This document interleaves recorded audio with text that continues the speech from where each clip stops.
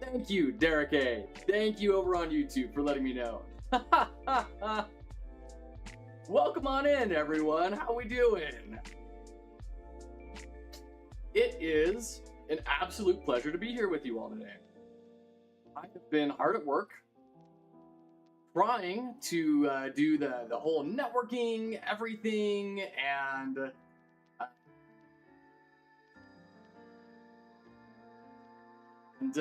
making the dream work, completely breaking the stream over and over again. But hopefully, and hopefully the quality of the video is looking a whole lot better today. But maybe not. Still need to work on that. We're streaming in a much higher bit rate. WifeQuest on Twitch, hello! Great to see so many people in already. Lovely. Absolutely love it. Yeah, Derek, thank you for that heads up. All right. Whew. We got a big day ahead of us. Big day ahead of us. And I'm very nervous about it because I need to get the mechanics for this incremental platform designed out, planned, at least for our first couple of prototypes. Oh, clean off my iPad screen that has been just massacred by a toddler with a banana. Ooh, wait, not a toddler, I guess. She's not a toddler anymore. Kids, man, just grow up. Bizarre. They aren't supposed to grow up. They start doing that. When I was a kid, we never grew up. Adults were adults and kids were kids. That was the natural order, and it stayed that way. Until it didn't. And I blame the internet and my least liked political party and plastic. And someone should do something about it. Right on. Okay. So, let's get these mechanics planned out. Last time we were here, we ended up with this marvelous Venn diagram. Whew. And it's a thing. I've been thinking this is kind of a systemic mapping, right? I think that there's a lot of power in this, and we kind of see things from a very high level perspective of how do these different concepts reinforce each other. But we're really not at the point where we are discussing mechanics yet. And we really need to. This is the last day we're going to be able to do this for a while, because from here on out, I'm going to be working on a pirate software game jam with a couple of friends of mine, and I'm really excited about it, and that's where we're going to be streaming until the end of the game jam. So we're going to have a bit of a hiatus after today. I really don't want to end a design effort halfway in, because I know if I have just half an idea, coming back to it is going to be very, very difficult. However, if I am able to get a complete idea written out and down, then I can come back and start in, after that break, into prototyping. And that will be good. So, let's start talking actual nose to the grindstone mechanics. We have a lot of things in here about high danger, difficulty, and failure states. We've talked about how I want failure states to be layered. So I think we could start in at any point, but what I'm feeling right now, and what's making sense to me, is starting off in the failure states. So let's get specific. Which failure states do we want to see? I think it's going to be important to have some sort of loss state. We need to be able to fail a level, because that will kick people back out into that central space where they can level up, grow their character, reconfigure their inventory, trying to get different abilities, and then try again. We need that state. We need that hard, and retry. We need a loss condition, whether that's health, or whether that's time. I don't love time because of our failure states needing to overlap with each other. And we talked a lot yesterday about speed running, adding an additional failure state on top, or rather modifying the severity of time as a failure state. And I really love that concept. And I don't want it to exist by default in the main game. I want it to be an inconvenience, but a lesser fail state, something that we can use to provide feedback to people to say, hey, you're going slower now? That's annoying, and you should think about that, but it's not gonna kill you, right? So I don't like time as a default loss state, oh, you didn't get out before the bomb exploded. I don't want that as the default. We do have health. I'm trying to think of what other failure states are there for platformers. Usually it's you got hit by something, right? Or you fell into a vat of acid, or fell down a pit, or something like that. And I guess that's the conceit, is you take some amount of damage, right? Not really health related. You get hit. Well, that's not even true, because you can fall. You can... How do we put this?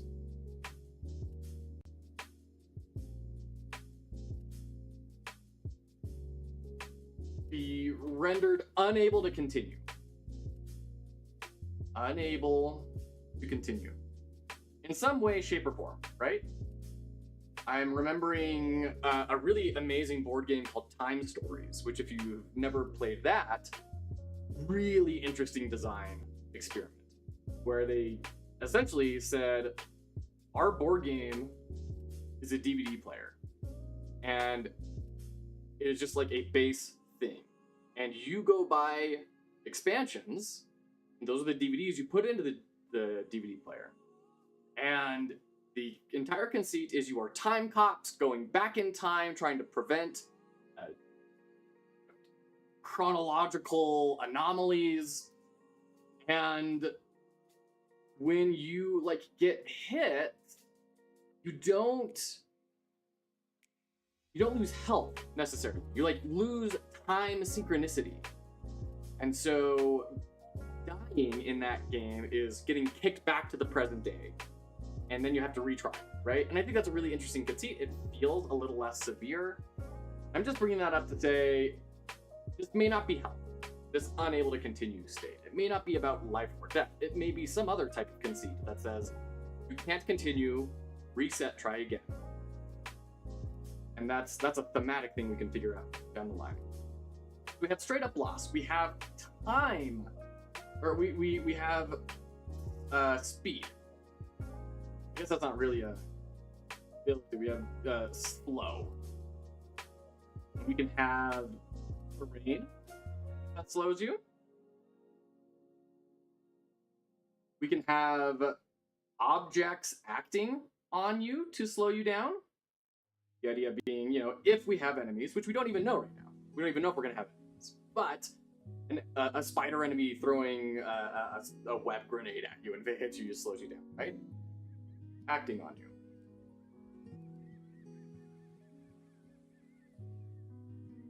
We can also do... The dog's messing with my invisibility cloak again. We can also do... cycle-based platforming. So the world moves of its own free will.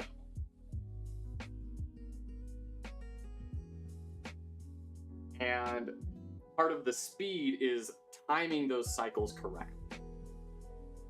And setting yourself up so you can run straight through instead of like you miss the platform coming over to you. Now you have to wait for it to go all the way back and then return to you. All right. Fix my invisibility cloak. Oh. Perfect. Tighten that up enough. There we go. All right. So we have loss. We have slowing down. We could do, although this is dangerous, I think, could do currency loss.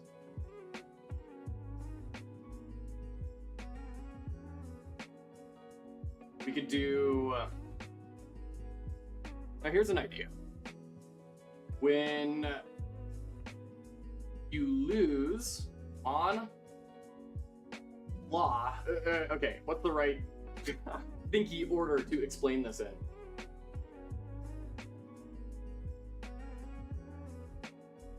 Thinking about losing currency, I think there's a potential for dramatically speed up currency.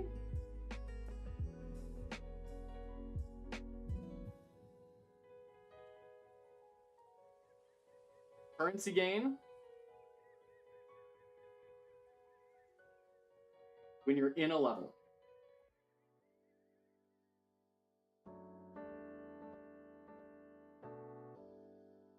And then on loss, lose everything you gained during that time.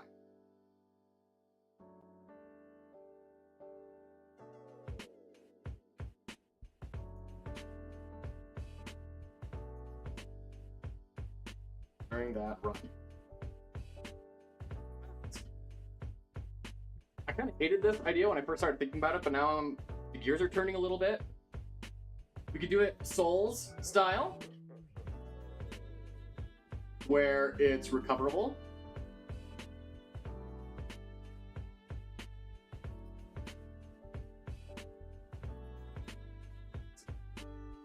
Got my wife texting me.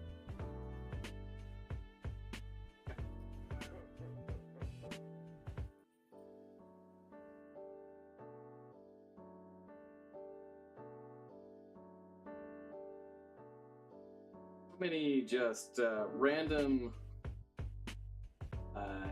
scams. My goodness.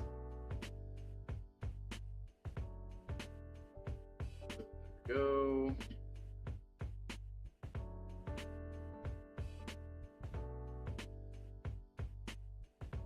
Okay.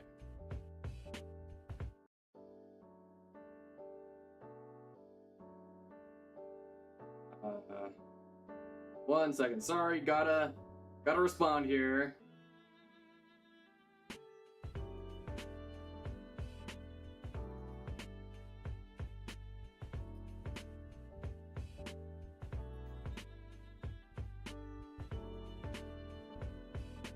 Okay.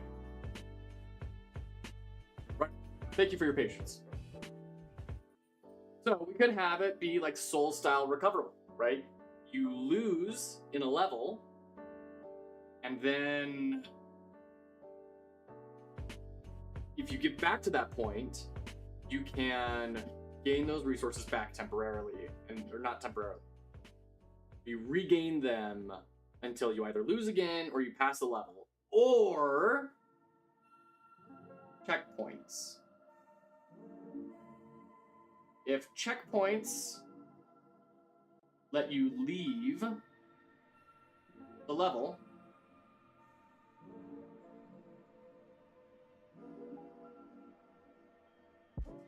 with all of your banked stuff. That kind of means levels start to become really, really big. What could be interesting. I don't know what to think about that, to be honest. I really don't know. So you can leave the level prematurely to bank all your stuff. Oh, see, okay, this is starting to get like other ideas. Oh, goodness. Okay, we just got to start writing anywhere we can. This means if we do that, we are interacting with currency in the level. That's starting to make light bulbs go off in level shops. In level shops, and it starts to become kind of rogue-like.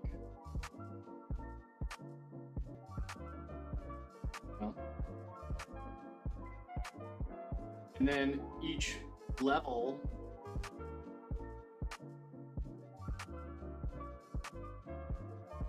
is kind of like a different rogue-like map.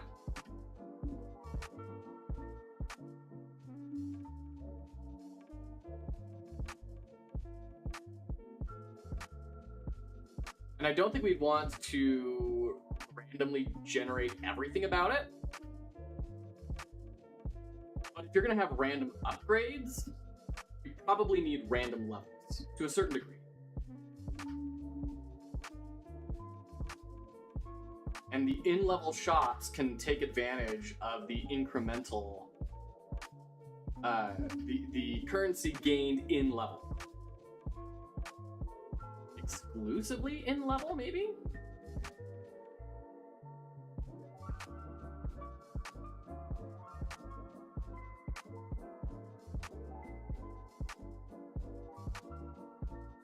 Random upgrade probably means random level challenges.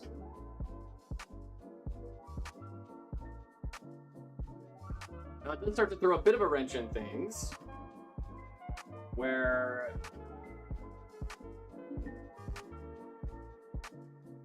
it's throwing a bit of a wrench in things for the speedsters and the challengers.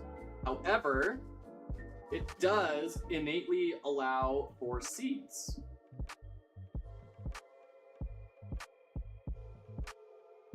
In fact, seeds could be very visible. Whoops.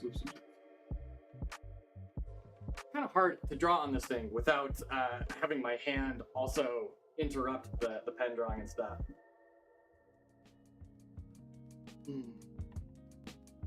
Very visible. Very visible. I think that could be interesting. So when you start in at the level, it says like, level 2, you're in desperation. and then a little seed underneath it with a share icon. And then that's like the title card, and then it kind of fades up. And then at any point during the run, you can click that seed, share it out, see what people do.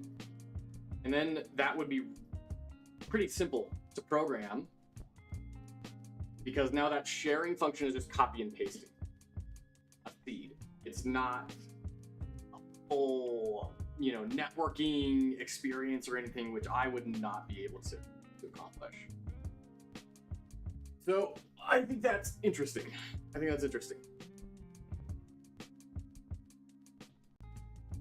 Okay.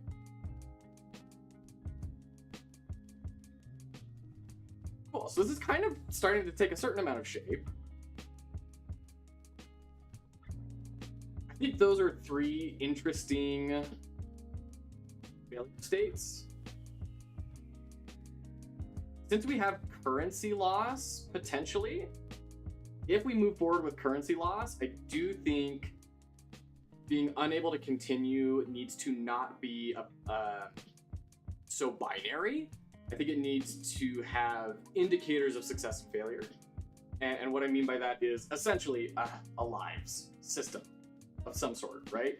If you fall into a pit, you get another shot at coming back. You don't automatically get kicked out. Because getting kicked out means you have to start the level all over again, and you lose your currency. I don't know, that feels pretty harsh to me. But I've also never killed a player in D&D, so maybe I'm just a big softie.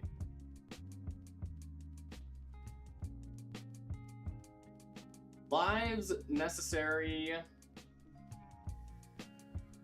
due to currency loss. And so this is something I'd want to test, right?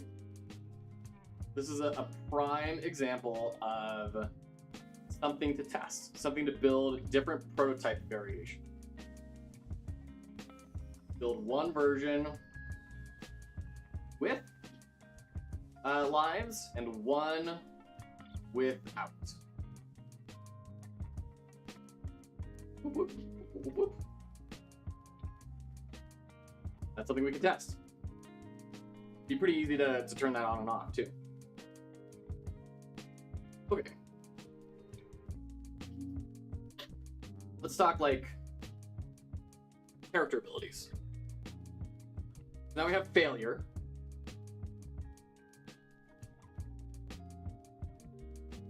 What do we want success to look like, actually? Let's take the inverse of this. What are our success states?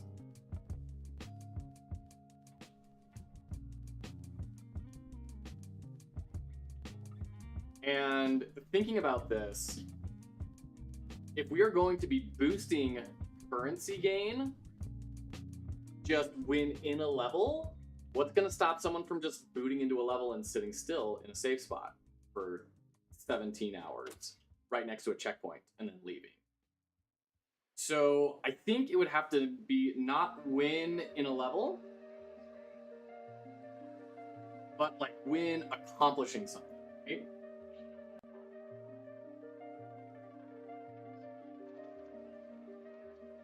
And that would tie back into our RPGer with the meaningful milestones. It would tie into verisimilitude, feeling that this world exists and it's not just giving you stuff constantly. It goes into precision, because now you're rewarding the player skill.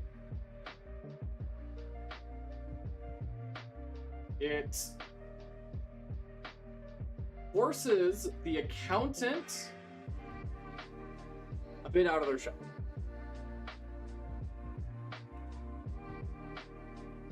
Which may be a bad thing. It may be that the accountant really just wants to sit still and watch the numbers go. Could be. All right, this music's getting roll out. Let's turn that down. Goodness. Bring this up. Turn this down. It's always a little tricky. All right. So that's not necessarily a bad thing, but I do think it's something we need to keep in mind.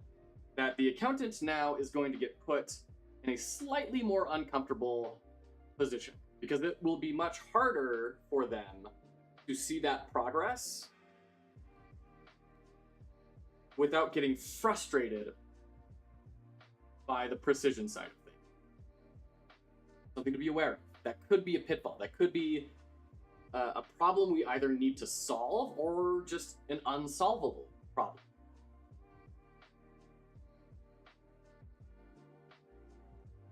But I do like the idea that, like, we have treasures to be found, right? In a level. And that could be currency in hidden spaces.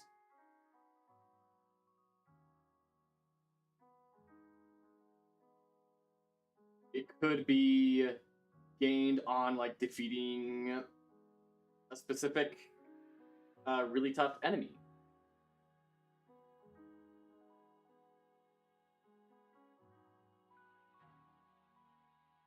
It could be in getting X% through the level.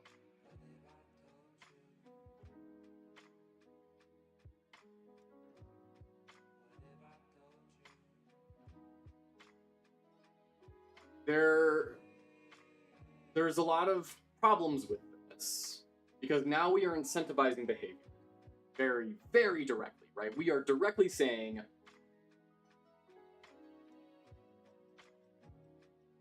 this is a game about exploration. This is a game about combat. This is a game about speed. Speaking of speed, we don't have that here.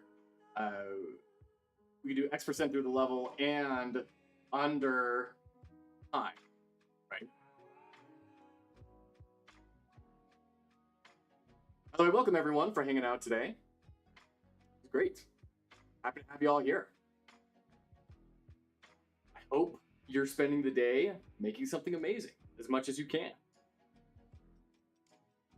Or appreciating something amazing. The world needs more of those things, more of both of those things active. Okay.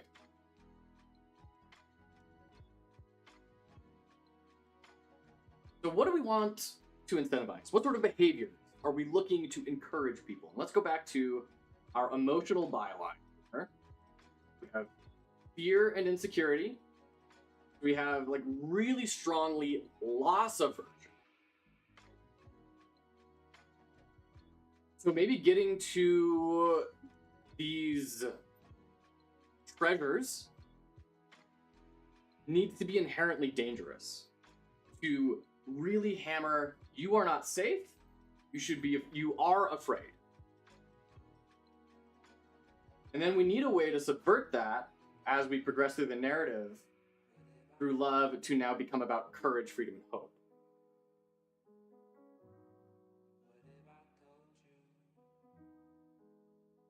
I'm thinking there are some ways we can really hit this. I think we can do milestone based and under time. I think we could do both of those. That it could be get like 25, 50, 75% of the way through the level, you get a little treasure chest, right? This is a treasure chest. Shut up, you go to art school. Don't say anything, Life Quest. And then if we do it in less than 30 seconds, we also get like some bonus. So you could get like both of these. Put here, Sigma. Or you might just get one. You might just finish. And this one does not happen.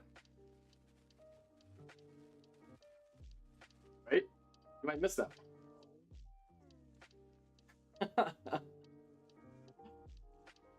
Okay. So I think that can work, and that will incentivize people, that will give people a space where they can at least have some base level of making an accelerated progress, right? And that's going to solve the problem of, well, this is an incremental game. Are we just like sticking around? Are we forcing people to just idle? Which I don't love. I really want people to engage with it, and that the idle stuff is kind of happening in the background as a reinforcement of.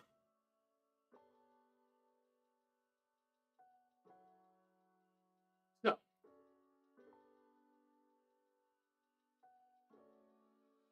I like that side of things.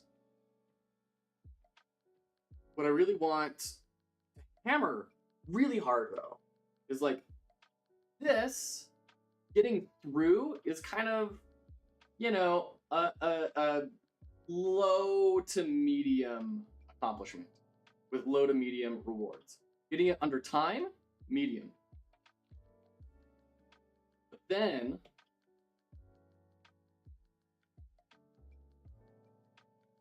there are elites, for lack of a better word. And if you beat them, and they may be optional, possibly optional,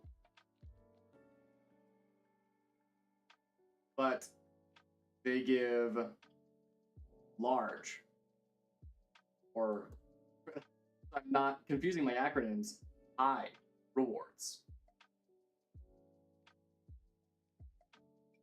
And in fact, we could even take inspiration from stuff like Slay the Spire and all of its spawn.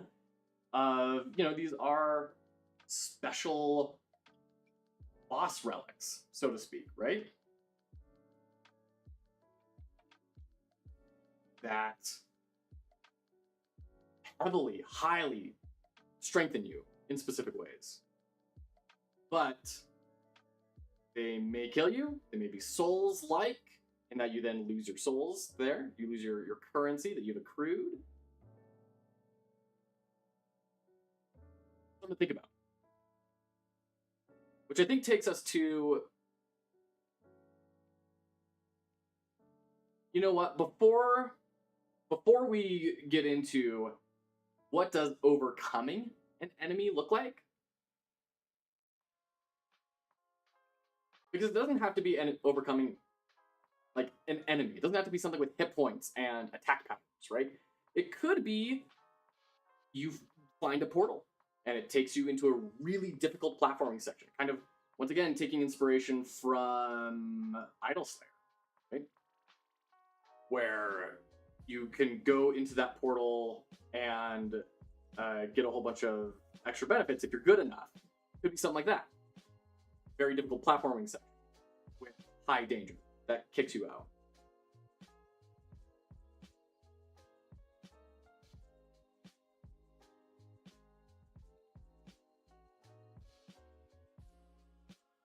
And you know what? If we're really trying to hit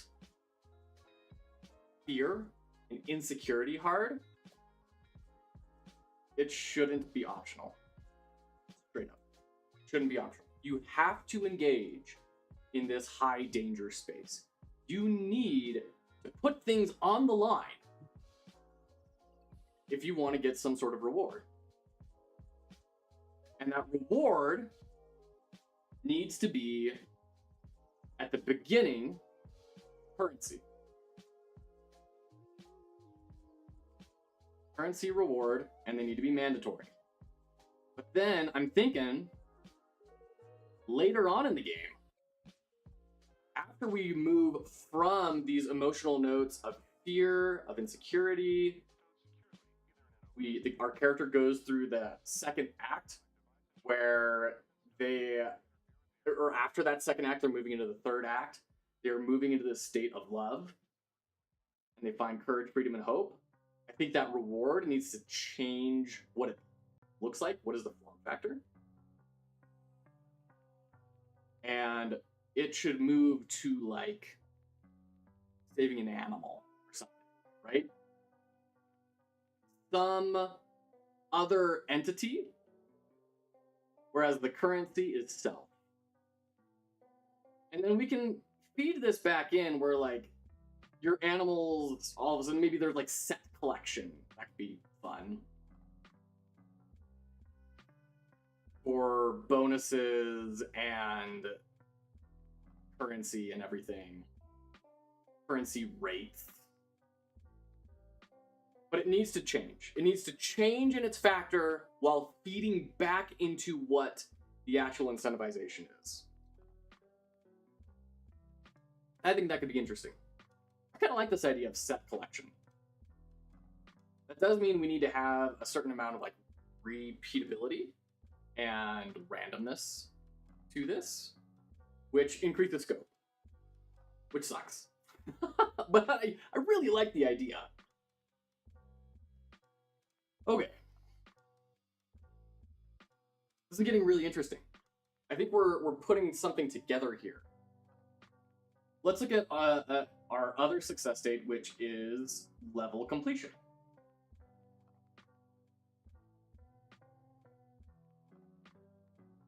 How do we complete a level? Is it a physical location?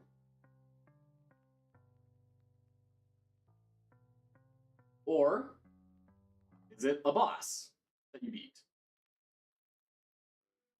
You know what? I think we have an answer to this question. Right here.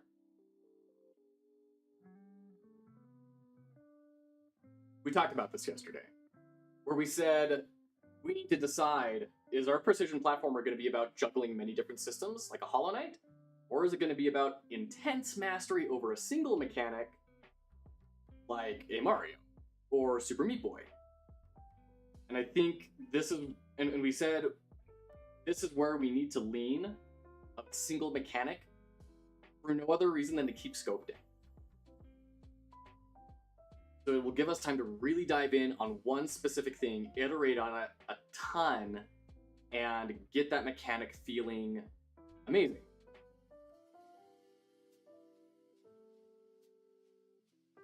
Question is, what is that mechanic?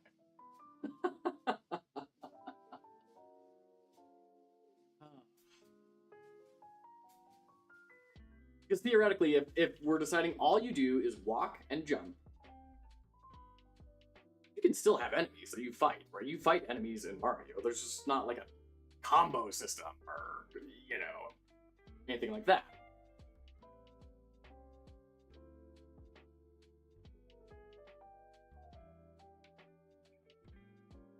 I'm getting some ideas here, though, of potential upgrades.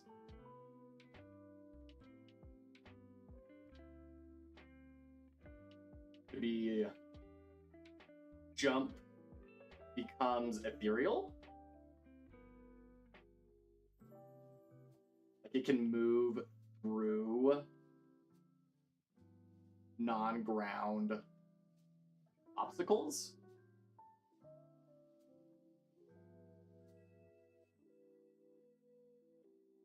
Could be interesting. I could see that being a devil to build around.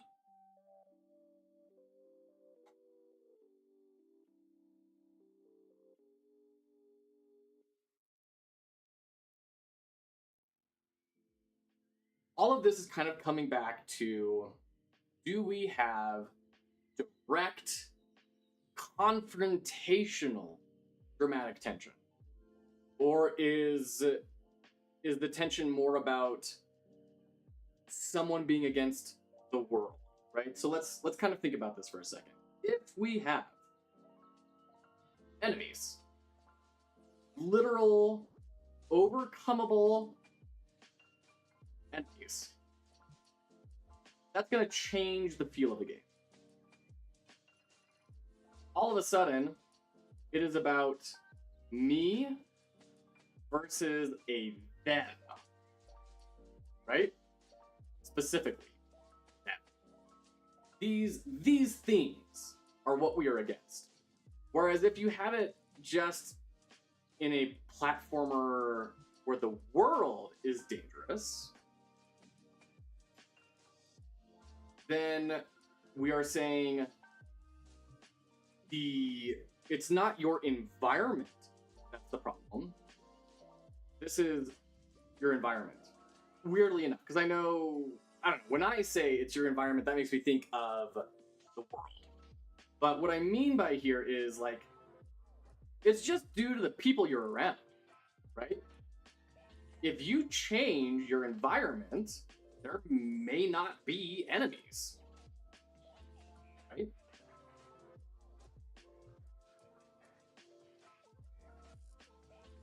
So that's what I mean when I say it's about your environment. It's about your physical location. Your location determines threat. Because if your location is where bats are, your threat level goes up. But if you're in a safe location that you trust, you're okay with, go backwards. Whereas if you are saying, like Celeste, right? You're climbing a mountain and there's spikes everywhere and you're falling. That is a dangerous world. It is omnipresent.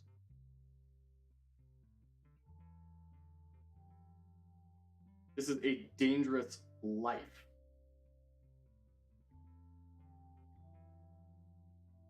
And now it's less about changing your environment and more about changing who you are so that you can overcome what is inherently a dangerous life.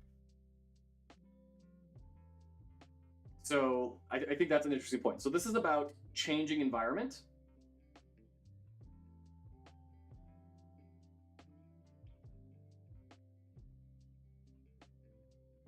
And location and situation. Things that are kind of external to you. And this, the world is feeling more like it is about changing who you are and growing. Okay. Change yourself. Be able to survive.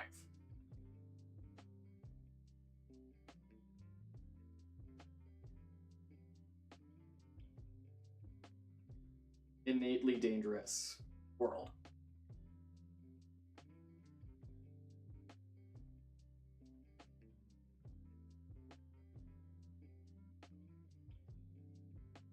And I think that's a fair statement, unless we start talking about, unless the theme really changes things, right? This has caveats, as does this.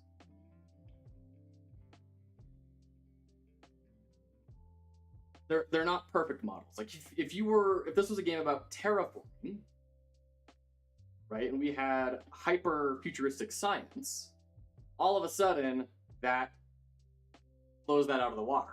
Right? If we say that we live in an evil world and therefore enemies abound, like if just we're in Mordor, but the whole world is Mordor, right?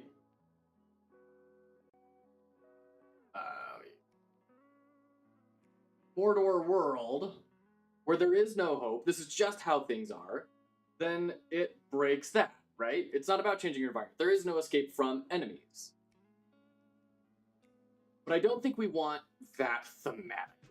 I think we do want an escape. We have this concept of that kind of hub world that when a player dies or loses, right, in some state, they can no longer progress.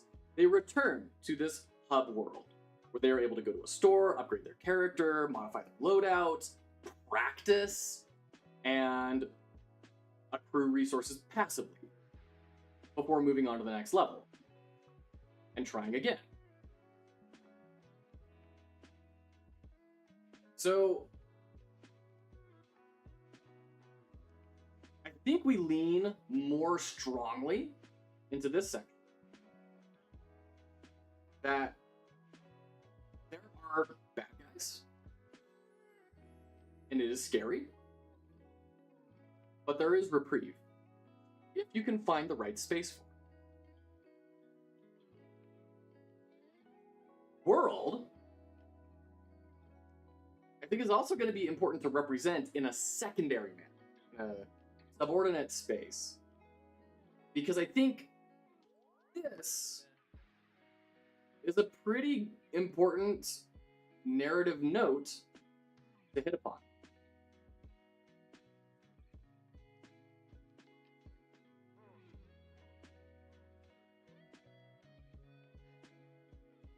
So I'm curious how we can kind of marry these two together.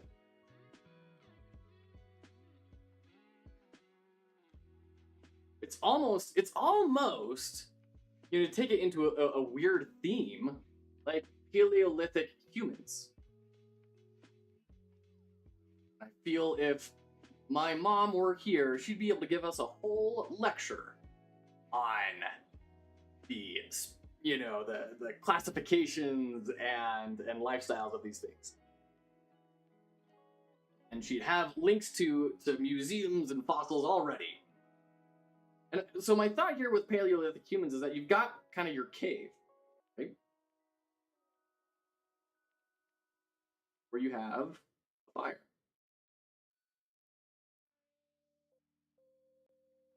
And you sleep. You've got your little rock pillow, your little rock bed. You've got your family.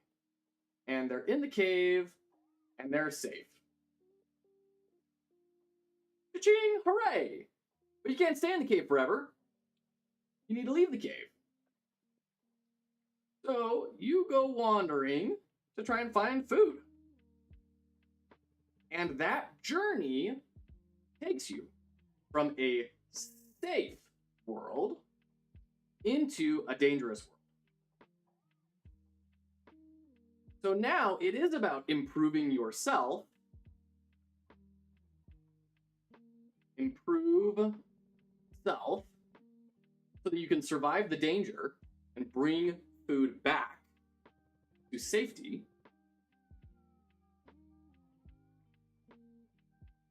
But it's also about how do we change our environment to be safe.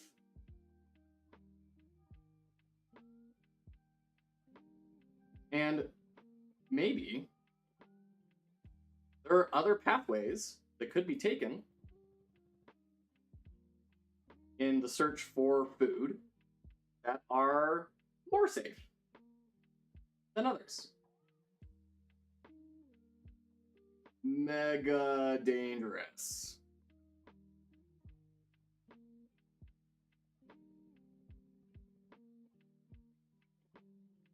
Could be. That concept of needing to go out in order to gather and bring back. It does tie in, it does tie in very well with our success and failure states. Okay. If we wanted to get really intense about this, oh sheesh. This is starting to turn into like an extraction shooter. We could have an extraction shooter combined with Papers, Please and told as Mario. Oh my gosh. Okay, so many ideas going through my head all at once. I need to get them all out on paper. Because if I don't put them on paper, I start losing them like I already have. So first up, farms could be your passive income, right? It could be that you have stabilized a portion of the world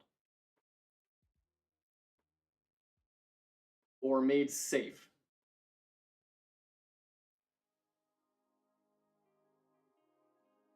A portion of the world.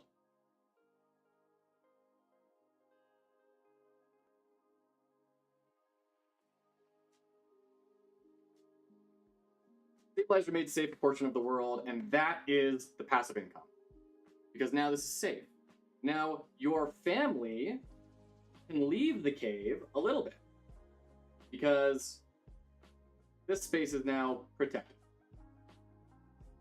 At least during less dangerous times. They can go there, they can work, gather berries, whatever, right?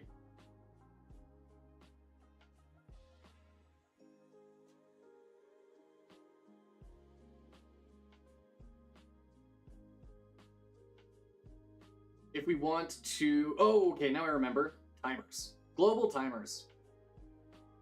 This starts to bring time in as a heavier threat. Once again, don't know how I feel about that for all the reasons I've said before, but what if, let's just explore the space a little, see how we feel about it. What if we brought in like some Oregon Trail batteries? Feed your family.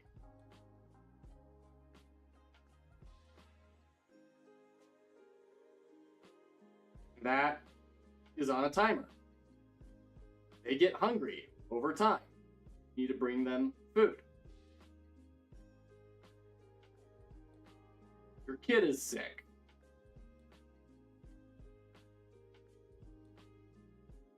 Go get medicine. Your fire's going low. Go gather some firewood. And then, as you carve out more and more of this space as safe, you start to get access to different sources, different things that can be automated to keep these timers healthy. You no longer have to spend as much time worrying about that, and you can keep focusing on other things. That does reflect society as a whole. We all stand on these shoulders of giants. Each generation taking another little step forward.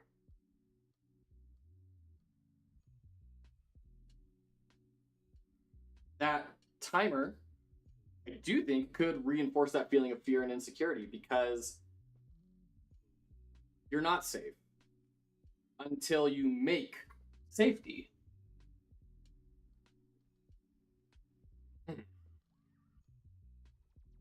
I also kind of like what it does thematically because it means before we transition to love, so we have fear and insecurity. Before someone can move into love and courage and hope,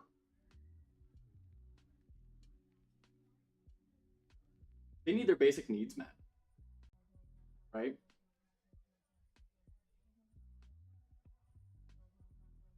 %99 of the time. This is Maslow's hierarchy, which, like, everyone should be aware of at this point. I think they teach it in every school, but as a brief recap, Maslow's hierarchy of needs. Got physiological needs like, can I physically stay alive? And then safety and security, do I have to worry about my physical aliveness?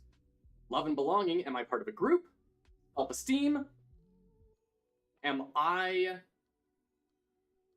confident in myself? Do I respect others? Am I a unique individual that I am satisfied with? And then self-actualization. And really, if you think about it in that regard, this is a game about moving up that ladder, right? And we start off at the bottom. Physiological needs. We have safety. And then love and belonging.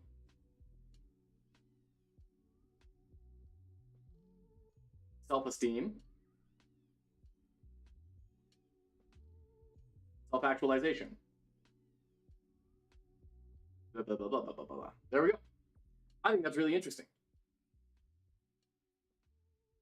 Because that moving through fear and insecurity into love, into courage and hope, that's exactly this. It's physiological, I am not okay, to I'm insecure. We kind of get to a point where we are momentarily okay, but long term, we have no clue. And then we find love and a sense of belonging, which then allows us to start becoming a little bit.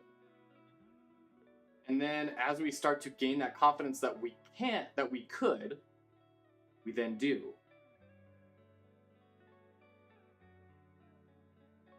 Right? Same thing.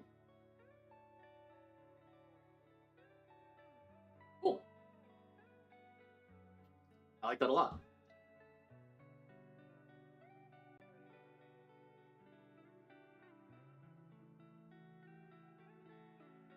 So, if we want to drive home fear and insecurity, we do need things to be out of control without our input. This, really, I'm seeing more and more and more. This can't be the sort of game where you are your character in a level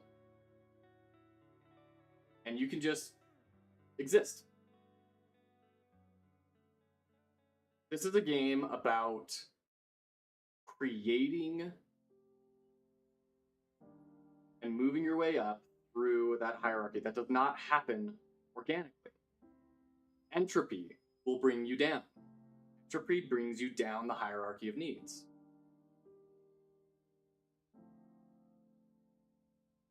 So what are ways that we can represent that entropy? To force the player to put energy into the system in order to overcome it. Timers are a good way. Another good way, I think, is... what's the right way to put this? Pursuing enemies? Bad guys that actually chase you, right? Proactive enemies. And we could swap out enemies for really anything that is...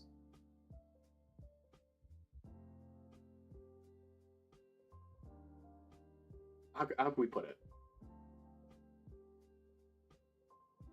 Antagonistic, right? Anything that's antagonistic. Could be weather. Could be...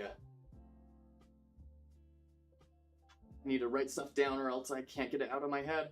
Could be weather. Could be natural disasters of any sort. It could be just a disaster randomly, right? Like earthquakes.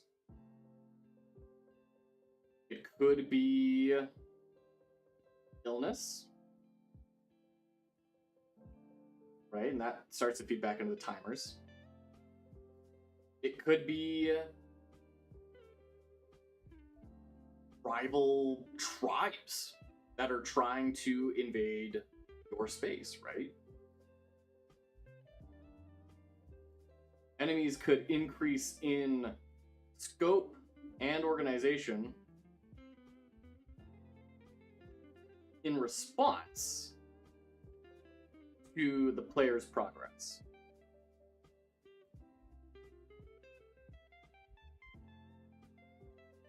Oops.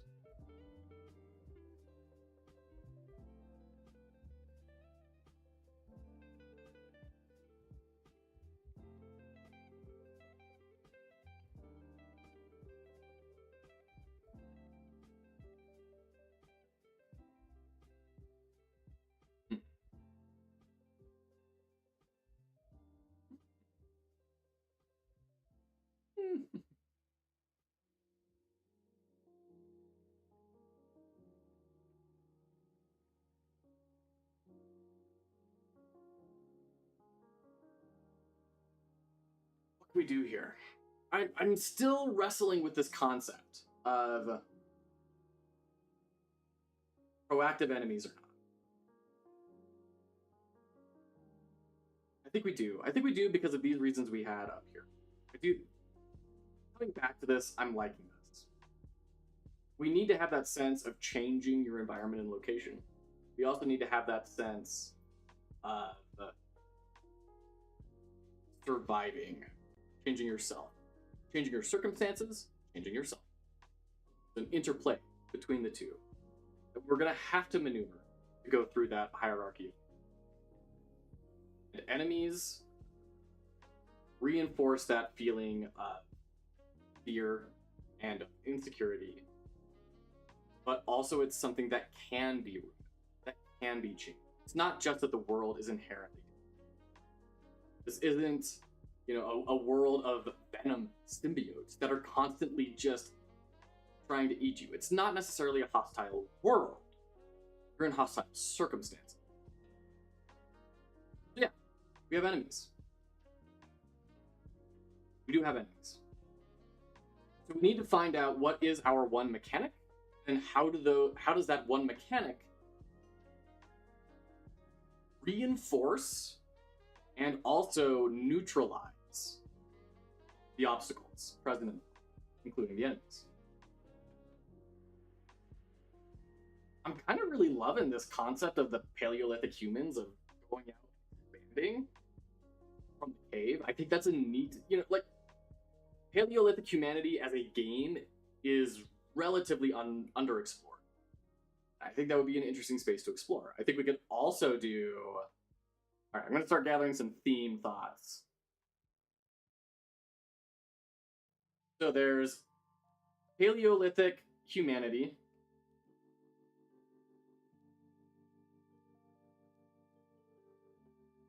There's dark fantasy. This is the way it's always been. There's also something that this is a guilty pleasure of mine, and I don't know why it's a guilty pleasure, but it is definitely a, like, maybe it feels a little overdone, or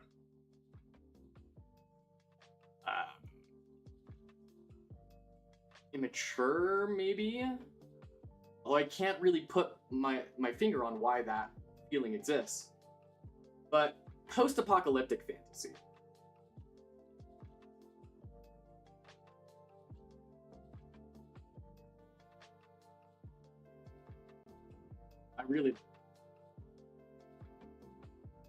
Something has gone terribly wrong. Long ago. And we're just barely starting to put the pieces back together. It is a weird, strange world. I have to admit, out of all of these, I'm kind of leaning towards dark fantasy for a couple of reasons. First up, it's that the world order is kind of established.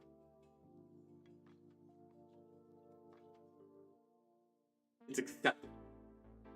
This is the way the world is. We're not really considering why it is at this point. It just is. It's also dangerous in a very proactive way. Paleolithic humanity, I think as long as you stayed in your safe spaces, you were kind of okay. You didn't have to worry about marauding bands of orcs. I mean, you did have rival tribes, right? Rival tribes of humanity that were other, and you were other to them.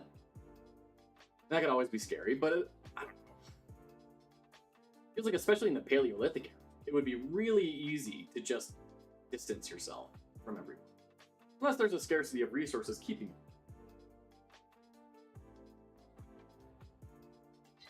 Okay, so let's explore this. In Paleolithic humanity, danger comes from proximity. There's not a lot of us about yet, but that proximity could be forced by resources. This is the only body of water for 30 miles. No one has even seen another body of water in their lives. This is the only place where we can stay. Could be that. We could combine the two. Could be Paleolithic dark fantasy.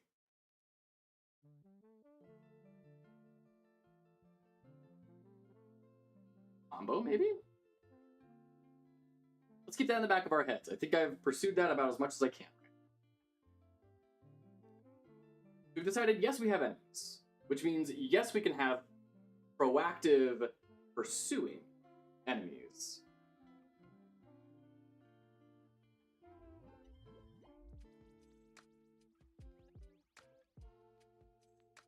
So that there is ever-present danger.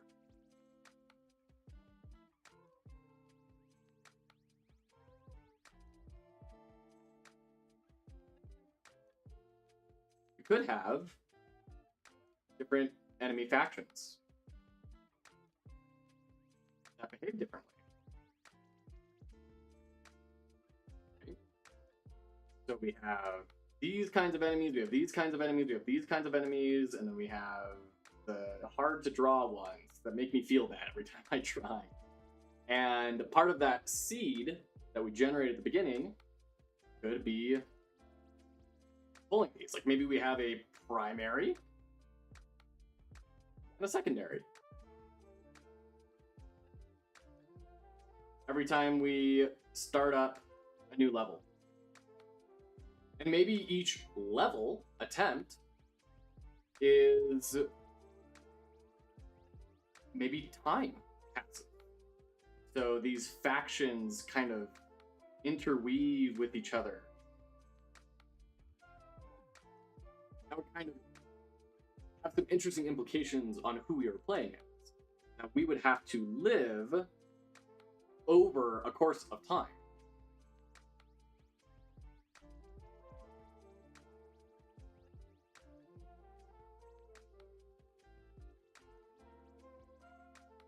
So we'd either have to be some sort of like immortal, or this world would have to be incredibly quick to change.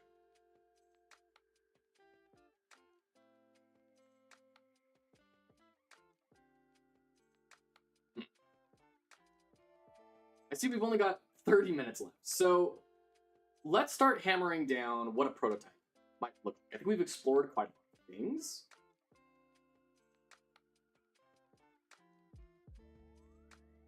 Grab our prototype concepts.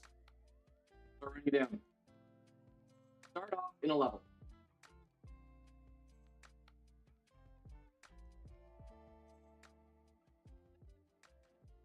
Gain rewards. Gain currency through pickups.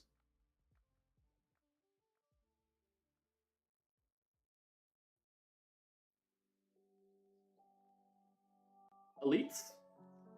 Elite monsters. Enemies, because who knows, they may be people, not actually be monsters. Level progress. Percentage. Which really could just be checkpoints, right?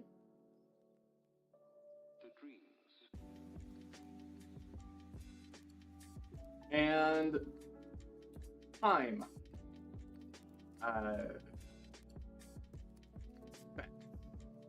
Time.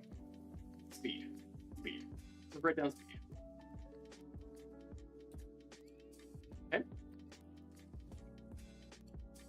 And then we can lose by, if we have enemies, let's just say life, just to keep things simple.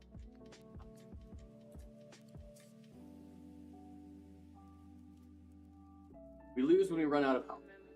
We may change that, especially if we're going like this immortal route, which kind of sounds interesting, but also how do we work that in thematically? We have health. We have loss of time through environmental effects.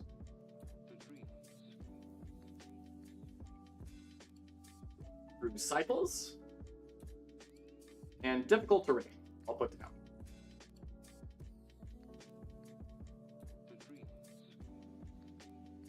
Okay. There was something else we had to. Oh, yeah, currency loss. But I think that's a subordinate to health. So on that, drop currency.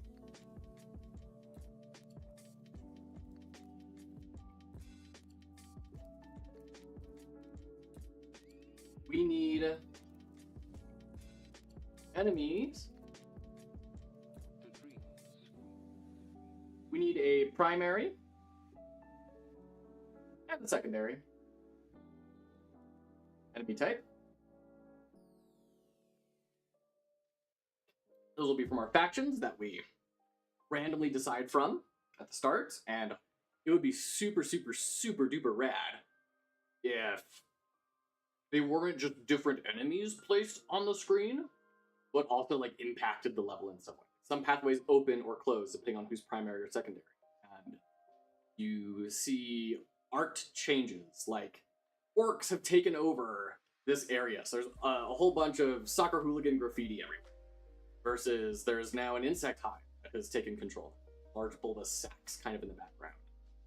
I think that could be really cool. I think pickups could be reinforced from that, but not for the prototype. Small scope for the prototype. We have player controls. I'm operating under the assumption of a standard platform. So move,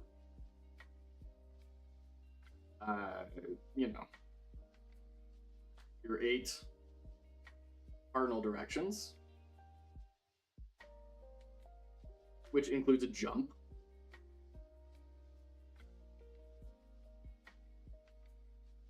Do we want an extra mechanic on top of it?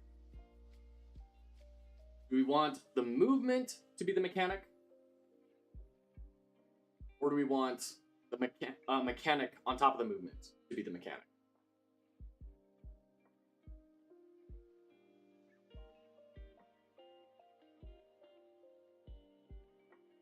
The thing is, if we stick with just that, then the world essentially has to be the mechanic.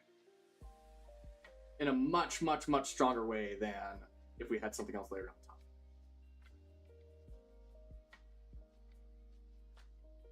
I think that's a fun design challenge. Let's keep player interactions simple. All you do is move. But you interact with the world through the movement in order to accomplish your goals. So, heavy world interaction.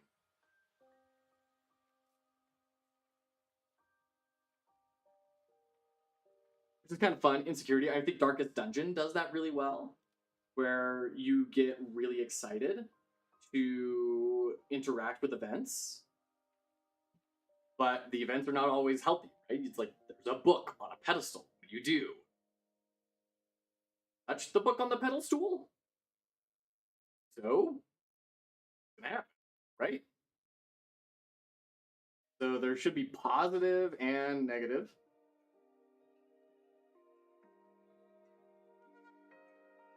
But it should be predictable.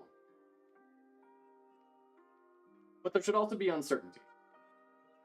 You should be able to say, oh, I know this kind of bug. This is a danger bug. Don't touch that bug.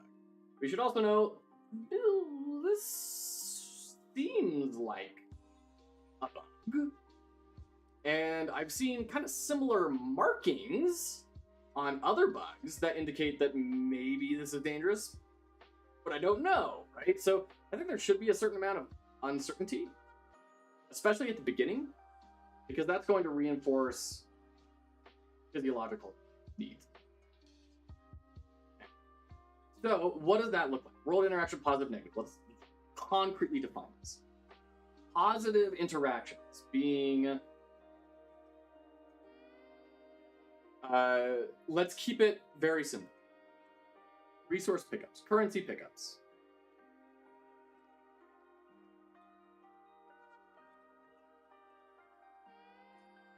Are the positive.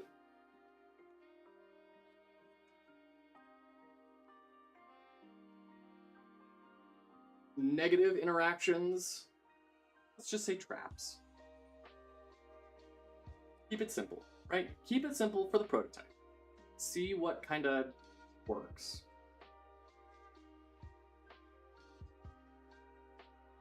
Also, for primary enemy, we're gonna need normies. They're grunts, let's say grunts.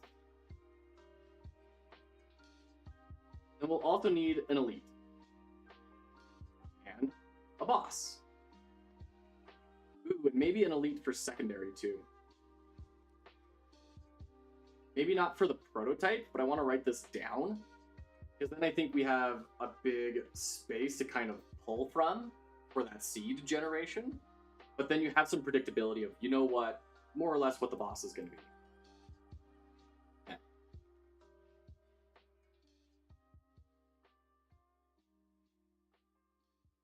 We have health drop currency, and then we need success. And I just mentioned a boss. I think that defeat boss. That boss is going to need moves. And it's going to need a way to interact with it and overcome it.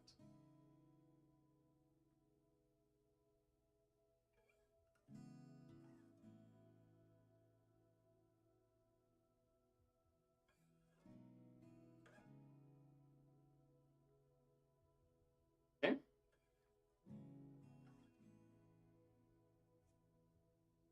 We're also going to need checkpoints.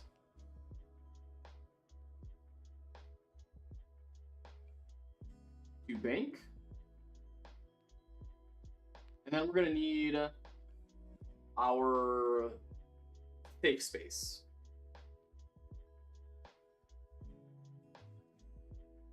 Which has the shop, inventory, and playground. Practiced space. Oh man, how would it be if like you were actually practicing in a cave and you get to see like children of whatever your character is wrestling in the background and it feels very peaceful. Maybe they're wrestling with a puppy. There's a warm hearth. And then we have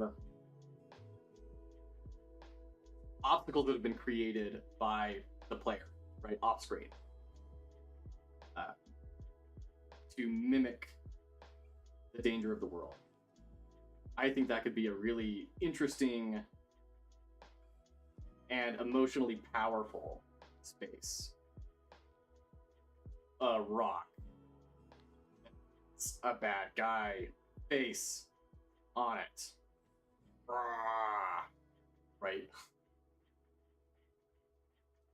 And in fact, hey, maybe even trophies hanging in the background if you've accomplished something. Okay? You know what? I need to step into the restroom. I'll be back in just a few seconds. Don't go anywhere. We're going to wrap up defining this prototype, and we're going to actually start doing a very, very, very low fidelity, low effort interpretation of it. Go anywhere. We'll be right back.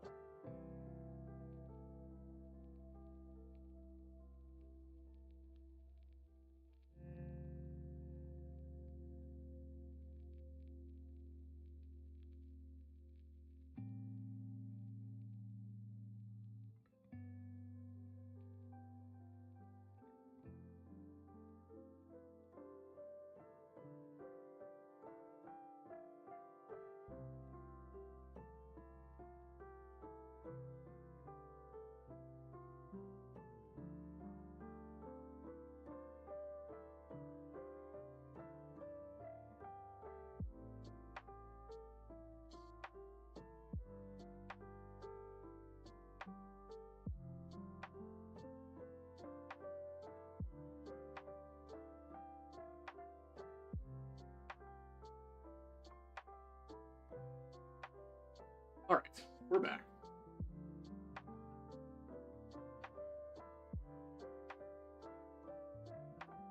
Do we have enough here?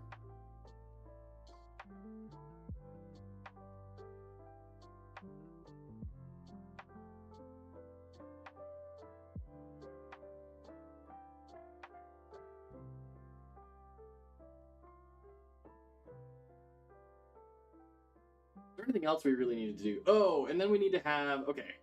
We need to have level 1. And then cave. And then level 2. Recurring income. And I think that needs to be of a specific type. Let's define our currency types. Let's say, for simplicity's sake, to start us off, let's say we have food. We have lumber. And we have, do one more. Let's say medicine.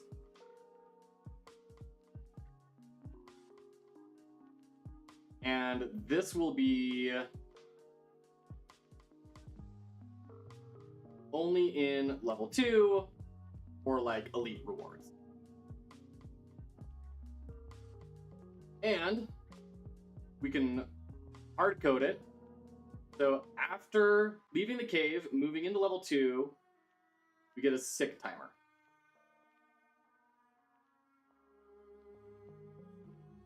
And in level 1, we can have a food timer.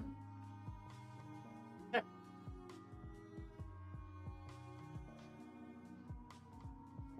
I like. Whoop, whoop.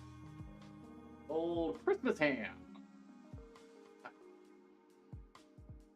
Then level 2, someone gets sick.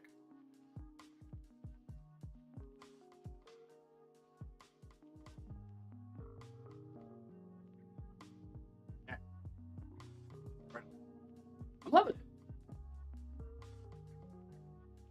So, whenever we talk about rapid prototyping, we want it to be as quick as we possibly can.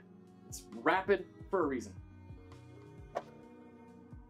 So we could start going into Game Maker and building this out, just in a very, very, very limited controlled scope, no real graphics or anything. That would be good. But we can do better. We can do better.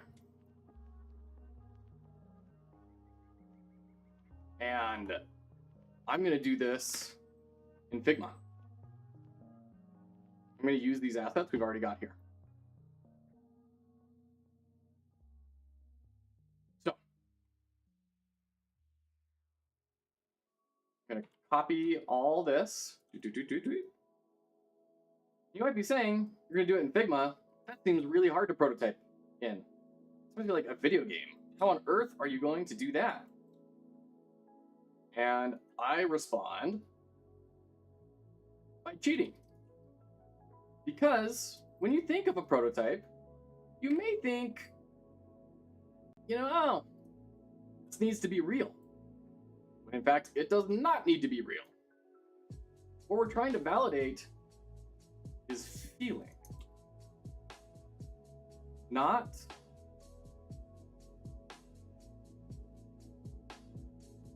correctness. We don't want it to be perfect. Don't need it to be. What we need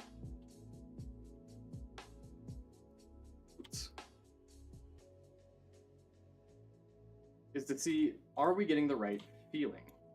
Whoa, what's going on? So we can do that kind of jankily.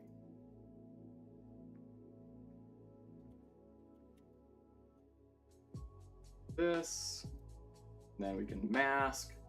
And I'm using this as a prototyping tool right now this way because I'm pretty comfortable with the tool and it's a way I can display it on stream. If I were doing this in person, I'd be doing it on paper.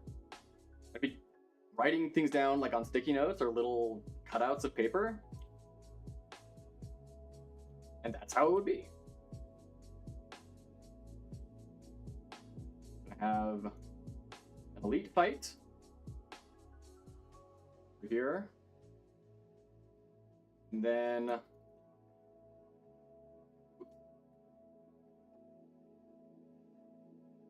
kind of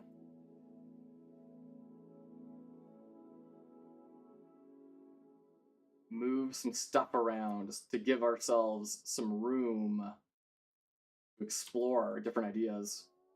Got our player here. Needs to be way smaller. Those enemies need to be intimidating and scary. You feel kind of powerless against them. Throw our pickups down.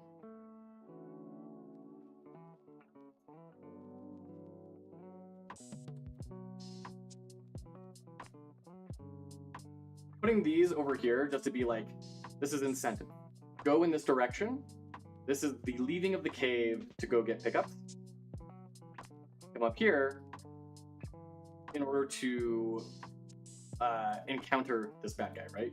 Leading the player where we want to go and to create that feeling of fear and insecurity. Once they move into here, I think this is when bad guys start getting scary, right?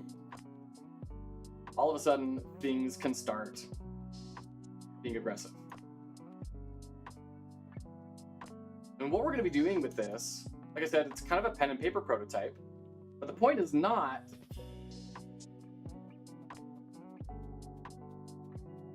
anything more than I'm just going to click and drag things around. Right?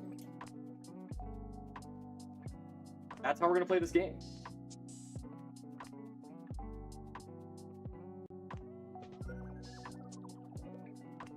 And it would be a lot easier on pen and paper, but we're going to see what we can make happen in Figma. Just so that you guys can be here without me having to completely reset up my canvas.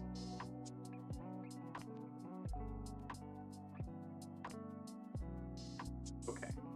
Taking a look over at our whiteboard, making sure that I know kind of what we're looking at. We have currency pickups, we have traps. We need a way to interact with things. And let's say you can't, as the player, nothing you can do will overcome enemies. I kind of like that feeling. It sucks, and I like it. I think that captures a lot of what we're trying to accomplish from an emotional standpoint. This feeling of, I'm going out into this world, I'm trying to bring things back for my family. But it is 100%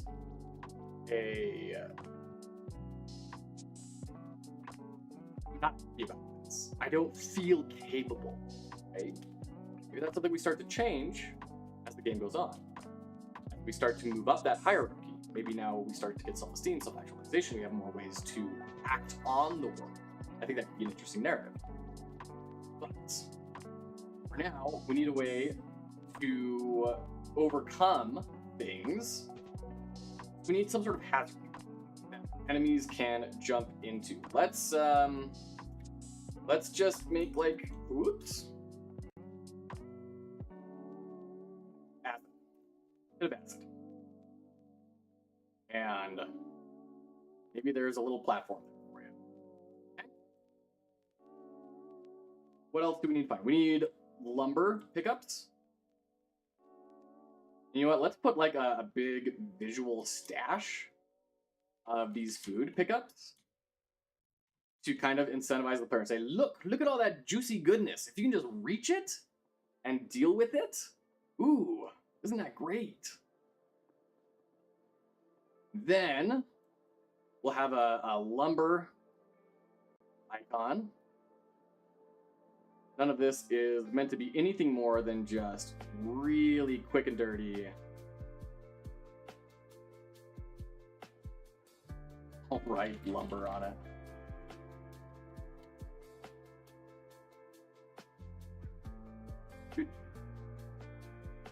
Drink.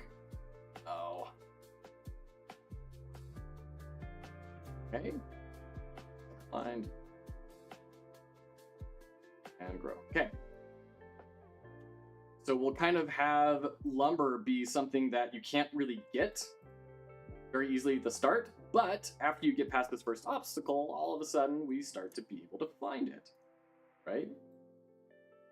Put some more food pickups, maybe like incentivize the player to have to go out of their way a little bit, spend some time to get to some of these other things. They're going to have to be thinking about that clock. How many resources do I want to try and accrue?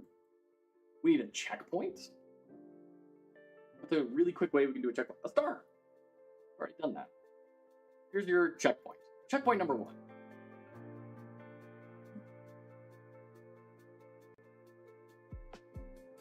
Point 1. Checkpoint 2.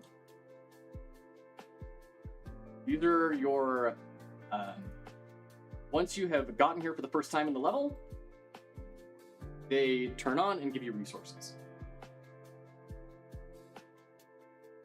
And then we need a boss. Put this guy here. Big, big, big bad boss. So then we can take the approach even, interestingly, where combat is not really combat in this game, combat is a puzzle. Does that fit in with our player archetypes we've defined earlier?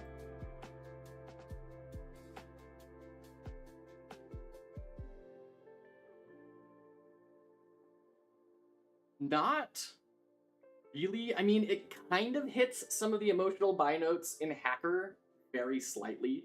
The problem is it is a system inside the system of using the environment to beat someone, but then it might scratch a little bit of the itch because it is not you directly acting on something. It's taking advantage of a world circumstance in order to accomplish it. That's a little bit Hacker, not a ton. I think it honestly just starts to reintroduce Riddler into this in an interesting way. And I think this checkpoint system starts to introduce Riddler in an interesting way. How do I maximize this? I think that starts to hit Accountant, and there's this risk-reward type sort of situation that is starting to do that. I like that we're starting to bring Riddler back into this with the environmental mechanics. What I don't like is that we didn't account for them in our emotional byline. That's something to be aware of. It could be really cool, could be very rad, could also be really dumb and confusing and conflict with other things. We just need to be aware of that.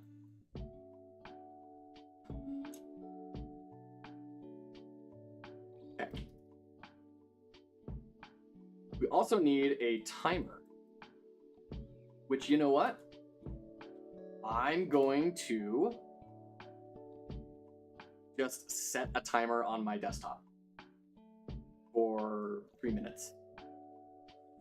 That's all it's going to be.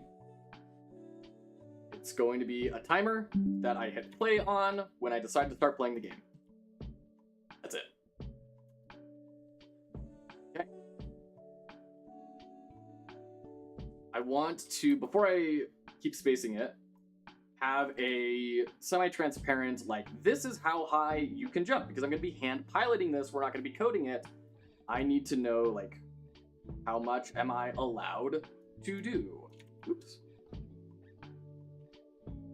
That's how high up we can jump, and then that bottom is our jump height.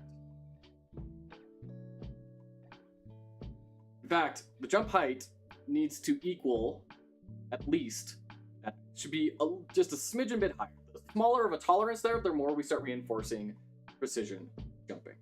Okay, so let me put these two together. I'm going to group them. Put them on the very back layer so you can't really see. So that way you're kind of a little bit more like the player, where we're going to be moving around and we're going to have to take guesses for jumping. It's not going to be perfect. It'll be very far from perfect, but we're not looking for perfect. We're looking for general vibes. We're not going to be doing this to refine how high you jump or how fast the jump is or how friction affects it. We're not going to be worrying about any of that. All we're worrying about is very general feel. So how do we then impact this boss? without any sort of attacks, what can we do environmentally?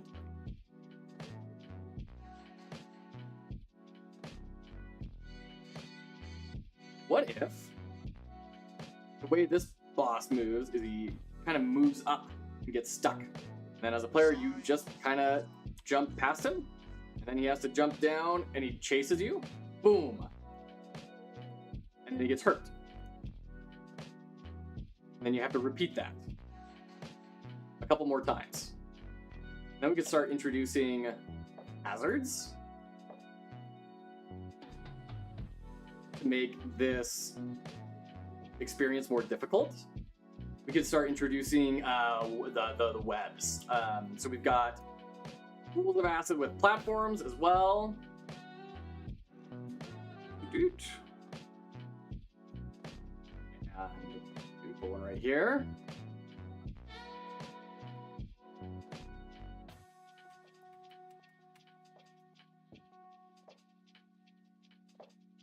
Maybe we can put a web right here. How do we do a web? Let's see. Widgets.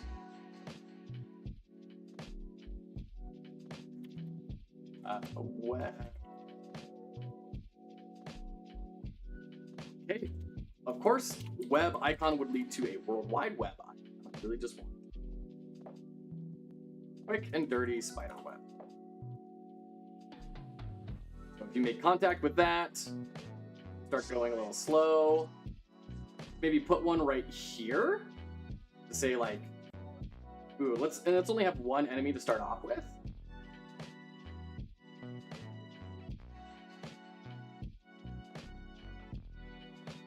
Throw that up a little bit. Okay.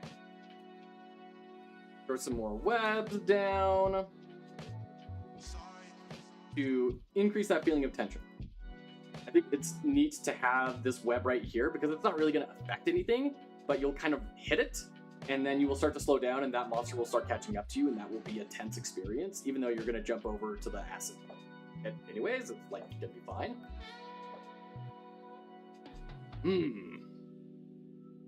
So let's maybe move this a little bit closer. Ooh, that means we also need to be determining, how far you can jump. Let's say about that much. And then how much do we expand that by? About 450. Let's take it up to what, 1100, and then center it. So you can jump this high and that far. Neither direction. This is precision platforming, so you'll be able to modify. All right. So here we can have a restart question mark.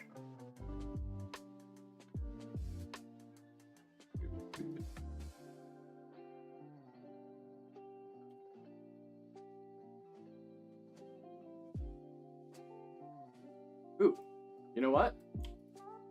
Let's also add something to our kind of player character here. It's just a really basic lives counter. So every time you get hit, we'll just knock one of those down. Okay. Let's put a flying guy over here. Then and then start to mix all these different obstacles that we've got.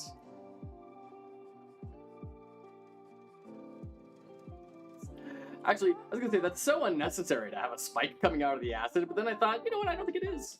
Because now you have to time your jump correctly to clear that and land on the acid. I haven't had to before. Okay. And then down at the bottom, we've got the end level, we've got a bunch of resources.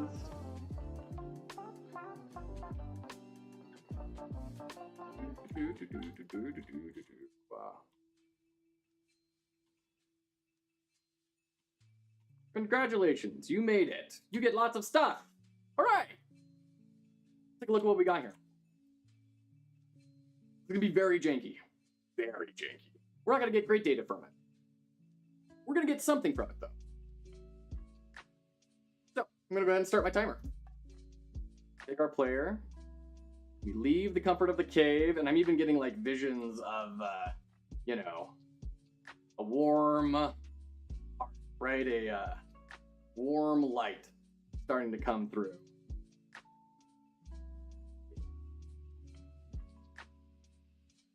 And you're leaving it behind in order to go into a cold and dangerous world. Over here, jump. Oops. Okay. Pick up the coins. Remember coins being food. We now have 3 food. Hooray! Move forward, and we see this guy now starting to patrol.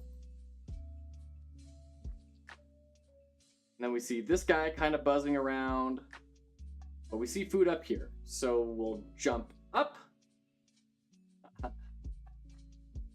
Drag that down a little. Yeesh. Ha. Jump, hit that. Food is now 4. Good. This guy notices. While this guy's moving back and forth, this guy starts diving in, right? It could be like a really fast, phew, but with a very significant, you know, Metal Gear Solid, whoop, dives in, and we jump, go down. Pigeon Portal on Twitch, you got this, my dude. Thank you. Okay, Pigeon.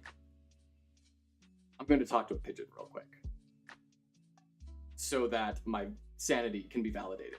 What we're doing here is a very, very low fidelity rapid prototype of a bunch of different design ideas that we've been kicking around, analyzing from all sorts of different genres and everything, and finally starting to stitch together into specific mechanics. So what we're doing here is an incredibly low fidelity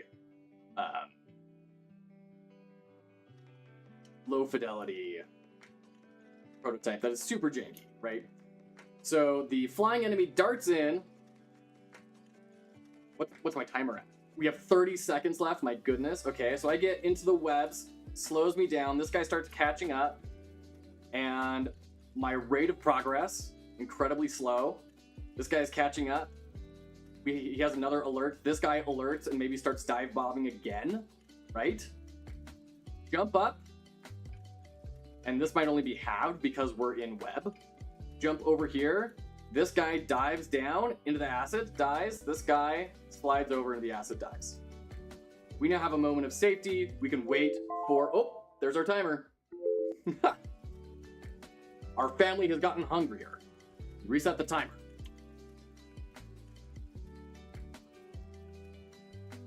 Family is getting hungry. We have some food. Jump up here. Waiting for the web to wear out. Go across. And are greeted by this intimidating specimen. This absolute unit. Who slowly starts, or maybe not slowly starts, because we can use this to start leveraging the concept of how the boss will function. So, maybe he jumps up. And then you kind of start to try and figure out, can I jump higher than this guy? I don't think so. I can't get around him. It's a little bit closer, and then the only route forward is back. Whoop, whoop, whoop. Long. And then probably start freaking out at this point, and he jumps in, blomp, starts taking a damage, still alive though.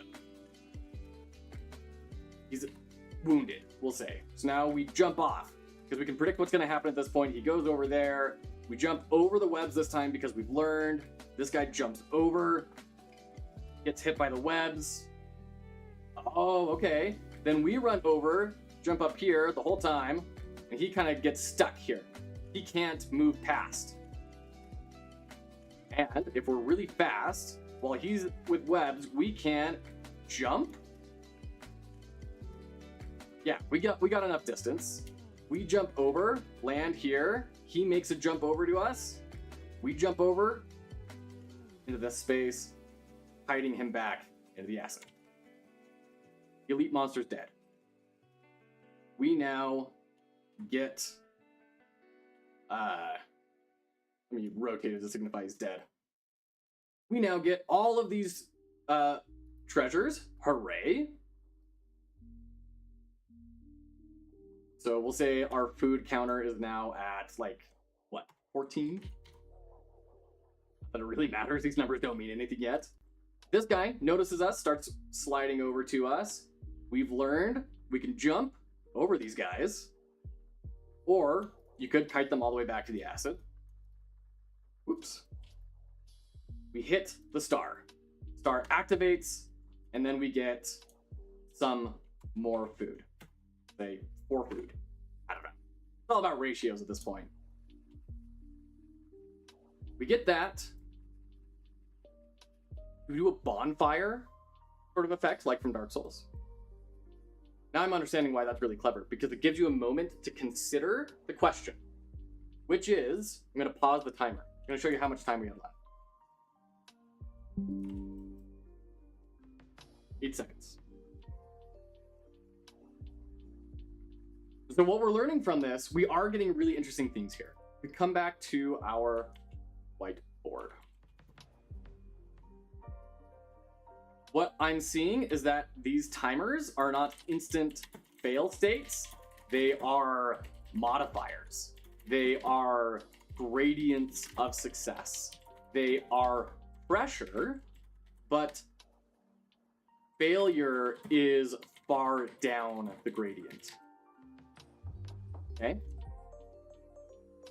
They can't be win or lose right out of the gate. And that actually... mind-blowing. Okay, where are our upgrades? Where are our possible upgrades? Oh gosh! Where are our possible upgrades? Where did I start writing those down? Here. Increased timer length for food, medicine, etc. Right? And increased non-fatal cycles for timers. Because I think there should be a fatal timer. Geez, we have just drawn so much. Heavens and Betsy. I think it should be fatal, but only over time. So let's say we start with 2 food health, right? We'll do another shape to represent that. Sure, we'll do triangles, whatever. This is your family's food. We have gone through the timer once. This one is out. We have 8 seconds left on this one. This one goes out, then our family starves. So we need some time to consider the option, right? And that's what I was starting to say. This is what we're getting to be helpful. We need not only to have these timers not be a binary yes/no, they need to be a gradation of success and failure. It would be cool if they even like affected the player's stats. That all of a sudden starts to mean you're juggling multiple systems, but within the context of one mechanic. If they all affect your movement in some way, or how you interact with the world, then we're still using just movement to interact, but we're juggling the multiple systems. So it's precision, it's speed, it is... what do we write down over here about the multiple mechanics? Precision. Yeah. That's what it was. Precision. Difficult. And we have high consequences. Not only do we have mechanical consequences. Oh, my invisibility cloak is getting messed with again by the puppy.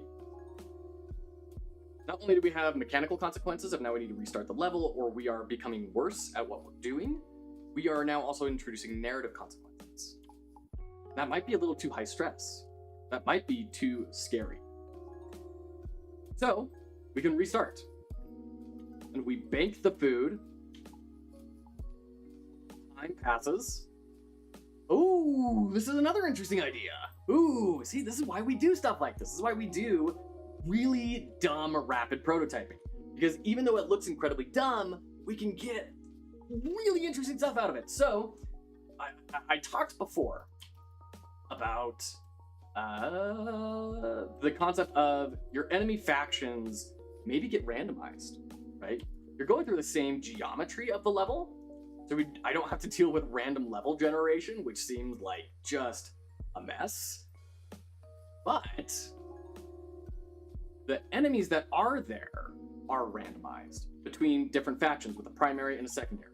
And if you fail, then they get remixed and maybe impact the world in some ways based on which faction is now the primary and which is now the secondary and which are no longer there. What if that only happened when the player loses? Level gets remixed only on player loss. What would that do from a psychological standpoint? I would incentivize heading home with resources, right? Not pushing yourself. Because you want it to be dependable, right? You want to learn the enemies. You want to learn their patterns in this world. And as long as you leave voluntarily and come back, everything will be in the exact same spot it was, with the same cycles, same everything. And so if you're really trying to get really fast at this and get really good, you don't want variance. So it incentivizes you to go back, check on how things are going, and harvest your resources from the incremental side of the game to upgrade your character and keep doing that, right? I think that's a really interesting concept. I think that's a very, very, very interesting concept. Okay. And this is exactly why we do this. So, let's reset the level real quick.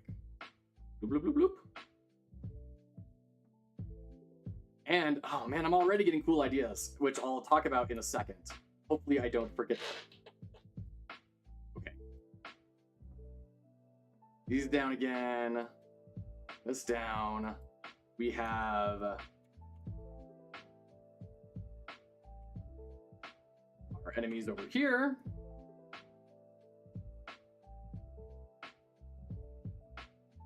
Reset, reset, reset. I'm gonna put a coin right here. Move this over. Okay. We reset. We start a new timer. And we get to see the spaces in the level marked still. Ooh, because we're like making a trail. Ooh. Yes. So, on return to level safely, we get to see all of our timer cycles as an overlay on the UI, right? So we get to see last time your timer expired here. Did your timer expire yet? No? You're doing faster, right? We start to have like a race against ourselves and we start to feel improvement. We start to tap into what we talked about with the accountant of constant visualization, tying into both the accountant and the speedster, frankly, and the RPGer probably as well. Really cool. Really, really, really cool. I'm digging this. I'm really liking it. I think we're going places. Okay, so we start the timer again. Restart, play. We run forward, get our food, jump up.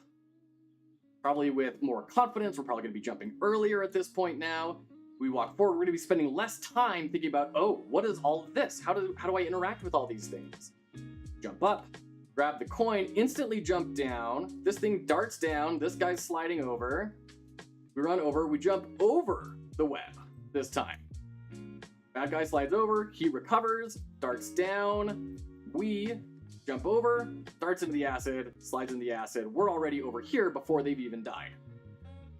Okay. Little one, how's it going?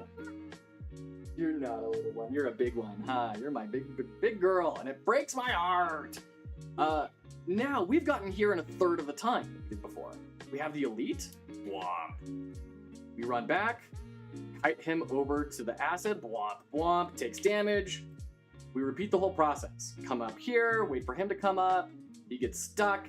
We jump over. In fact, it may even happen before he gets stuck. We may jump over here when we get really confident. Blomp, blomp, blomp. Maybe we end up losing a life because we get a little too confident. Oops. Okay. Then we jump over. He dies. We get all the food. Yes, sweetie? Over. Grab our check. Halfway through one timer cycle. Yes, Sally. Oh, very cool. Very cool. Okay. Yeah? Hold on.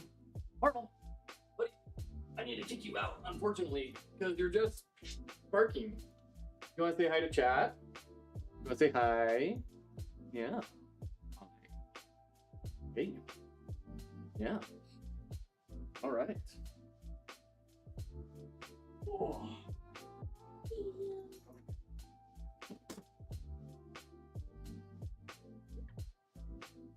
Want to come prototype this game with me, Ellie? All right. So we have a half a cycle left. Timer's still good. We jump down. We don't restart. We grab lumber for the first time. We unlock a new resource. And we start moving. This guy starts running over. We jump over him. We now know to avoid webs. We see a new obstacle. Yeah? Wow. So, could you sit on that?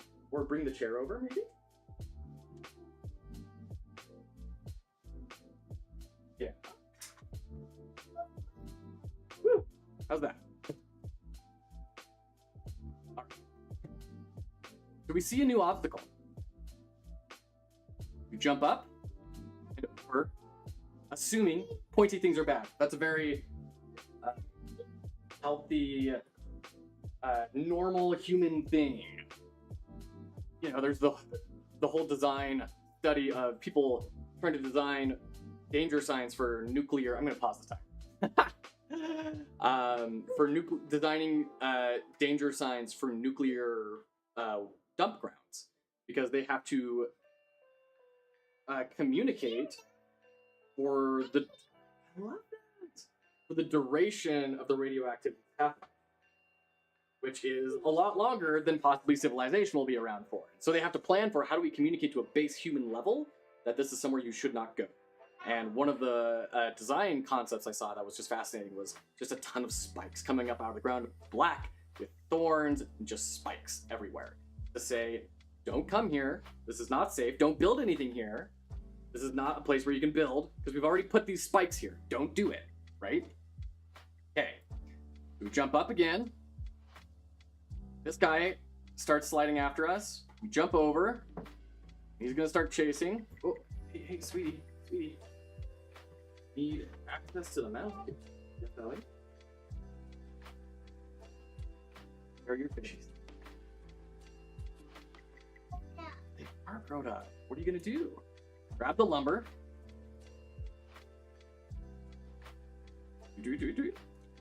This guy's still sliding after us.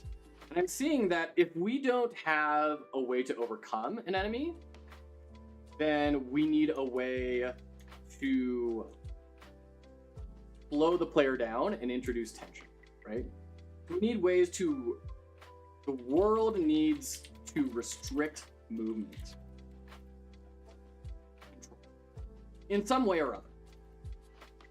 There's a lot of different ways that could be done, but in a situation like this guy is not scary at all, right? We need to have some way to make him a little bit more of a threat, unless we're intending for it to be kind of a release of tension, which it could be. You just got through these spikes, right? Now it's just a kind of quick denouement of this little mini narrative arc, mini dramatic arc. It's down. And let me start the timer again. And we see, oh, there's something off in the distance. I have 30 seconds left. I think I can get that. Run over, jump up, jump up, jump up. Get the star? You think so? Okay. So now it'll power me up? Wow, that's pretty cool. Like Mario.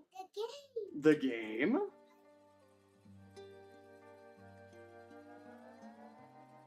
Yeah. You run over, grab the star. Whew. So now we've accomplished a whole lot more the second time around. Before we've even lost a counter. Yeah, I love that. You got it as a prize. It's pretty cool, huh? You've got a little ball with some slime in it, huh? Yeah, that's pretty cool. Can you think of a game that might use that ball with purple slime? No?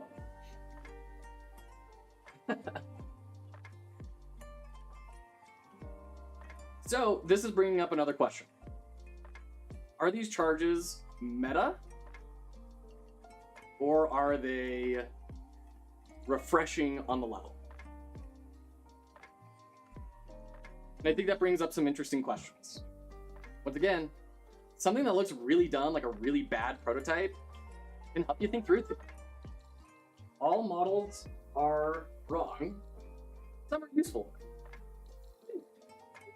I think it would be easier if you just... That be okay?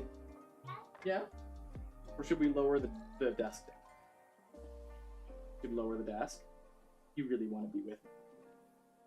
Well, that is just flattering. I'm glad. That means I'm probably doing at least something right as a dad. Let's all lower down. But not quite that much, maybe. All right.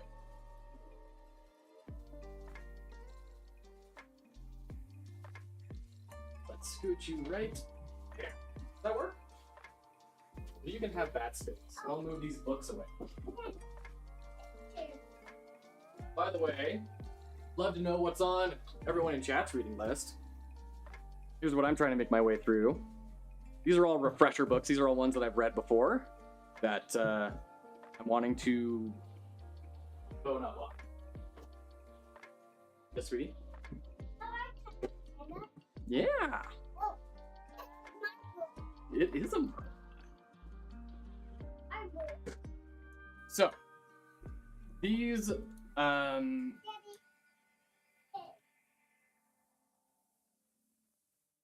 timers are not instant fail states. So, does that gradient reset each level attempt automatically? Or do we need to buy?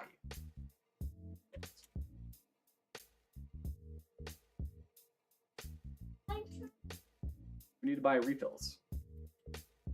And I think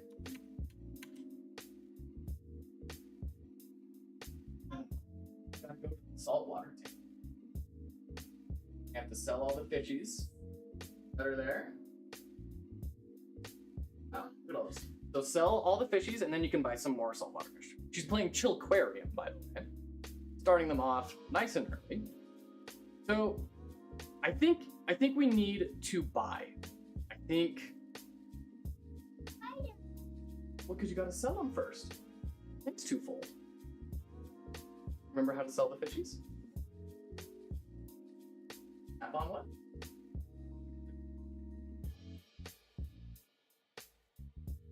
All right.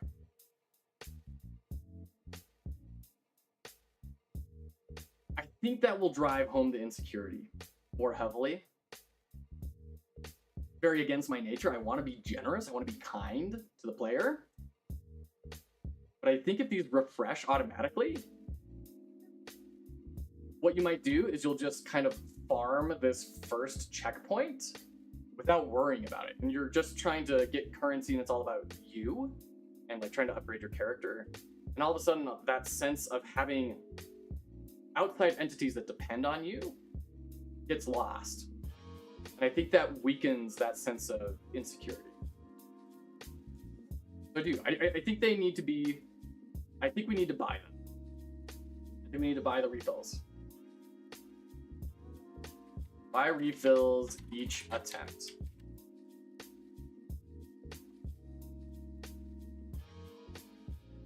I think that's pretty important.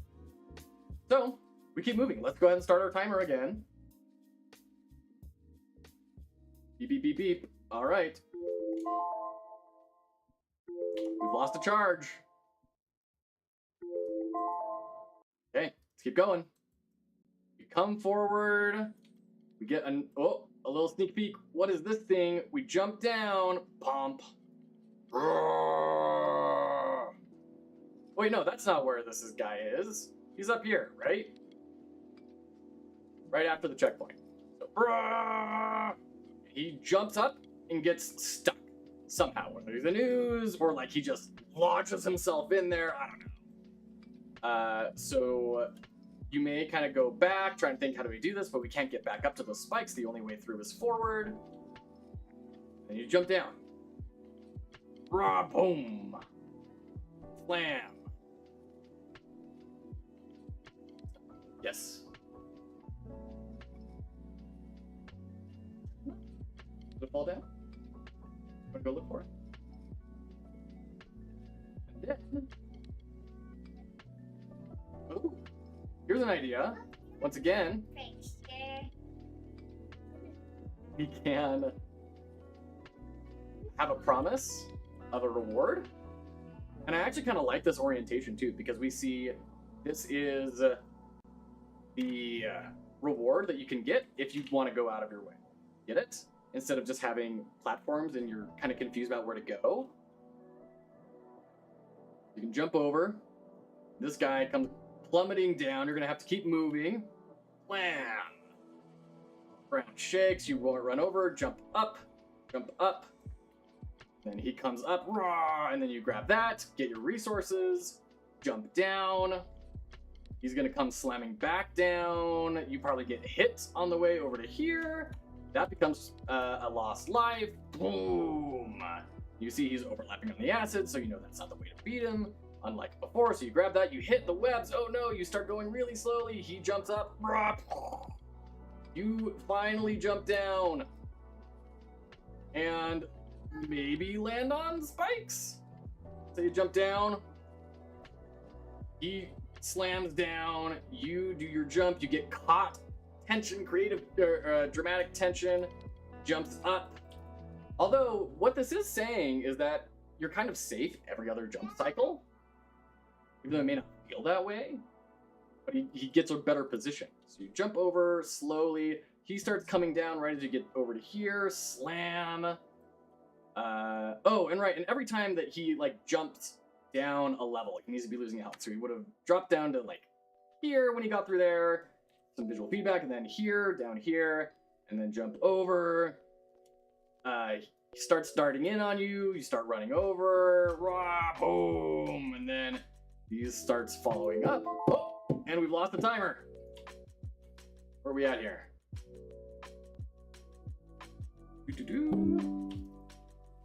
Okay. Grab our charges. Okay.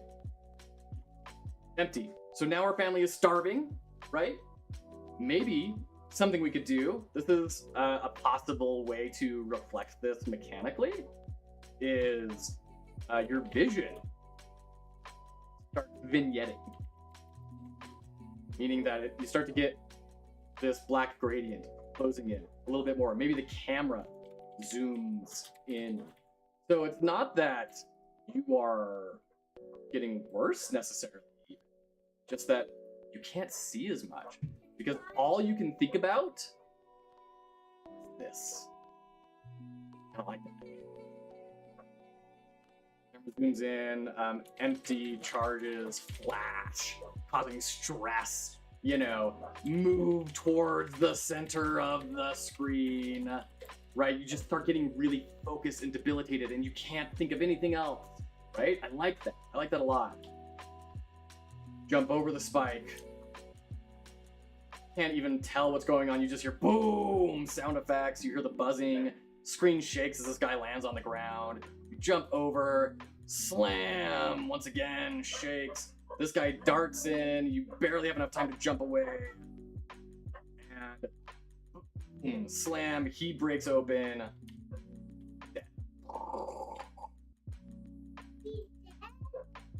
And then we'll, you know, if there's an enemy, we'll have to say like, hey, the boss is dead, everyone back away, right? Then you can go over haggardly, collect the last couple of things, grab the star, and then you beat the level. Okay. That was really interesting. That was very, very, very interesting. I think we got a lot of really interesting, like all of these points, we now have a concept of because we did that quick little prototype. So now we reset. For the first time, we go to a place where we can upgrade our character. And we can start doing our polyominoes, placing those, getting ready for the next level. Next level button, shop button, playground. Fill your suit thing, thank you. Yeah, trying to know. I kind of like the look.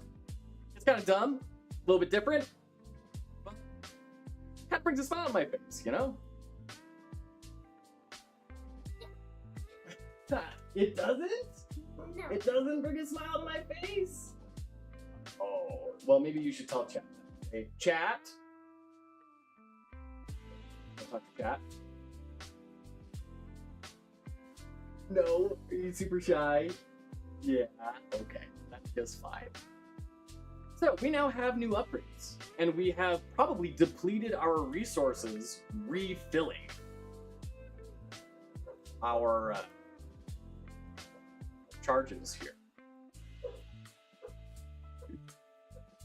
Bring that up. And let's say like each of these is 10. And I think what would be interesting, once again, contributing to that feeling of insecurity, is the first thing that happens is your counters all refill as much as they can, right? So these fill up, so your food, animation plays of the food refilling those, you're now down at 8 food. But you also beat a level. So now, let's say you found enough to be able to start, you've made enough space, you cleared out the bad guys enough, you can start farming, setting up fences and stuff. You're now getting +1 every minute. But it'll spoil. So you have a max cap. Learning from Orbo creation, right? This is why we did all those analyses. Is this a level? Super Revivers. So what we are doing is really rapid prototyping of all of this analysis we've done. We've been stitching together different concepts for mechanics and different themes, exploring things, mapping to Maslow's hierarchy, until we kind of came up with something we wanted to test. And we were doing this in a program called Figma, which is not a game development platform. It's not really even a very good prototyping tool, certainly not for interactive media. But the concept was, yes, this is a level that we can kind of pilot through and see how this might sort of feel. It's not going to give us very good data. We're not going to be looking at how do we refine things. We're not going to be looking at timers or specific numbers. This is more about feel. How does it feel running through these systems kind of overlapping on top of each other? And you may look at this and say, this is the dumbest thing I've ever seen. Because you're just like moving things around with your mouse cursor. And you are true. You're right. It is dumb. But even this simple exercise, which is essentially paper prototyping, led us to all of these concepts that I think are really starting to flesh out the experience. Exciting. So, we now come in.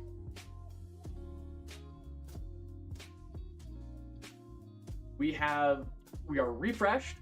We cannot go back to the old level and repeat it. That is done. We have to go into a new level with new primaries, new secondaries, learn everything over again and hope not to die, because if we die, we reset who the primary and secondary enemies are.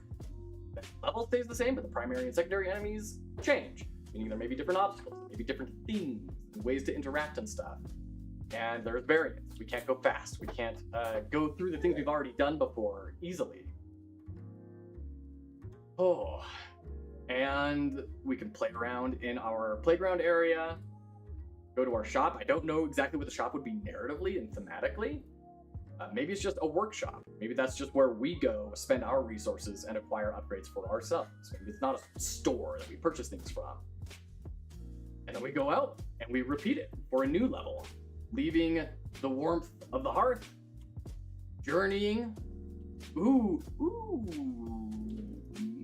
This is an interesting idea for maybe when we want to actually build the code prototype of this. Do we incur a timer / resource cost based on the level you're at? Okay. That is to say, if we're on level 2, do we have to spend 5 food just to reach level 2? What would that do? It would definitely introduce a whole lot more scarcity in resources. And it would enhance verisimilitude, to be fair.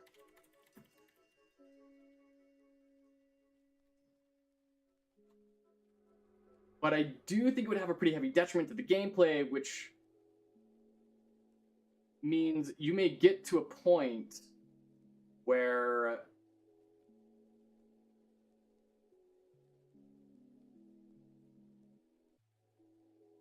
you can't go to a level and you have to wait. If I get an idea, I write it on a paper. Yeah, absolutely. Your thoughts are kind of your worst enemy in a lot of ways. The faster you can visualize and physicalize, for lack of a better word, manifest them in some sort of external space, the better you're going to be able to think. Absolutely. Yeah.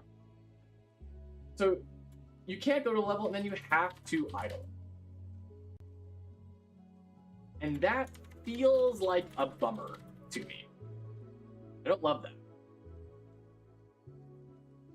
It kind of enhances the incremental side and puts it a little bit more in the forefront.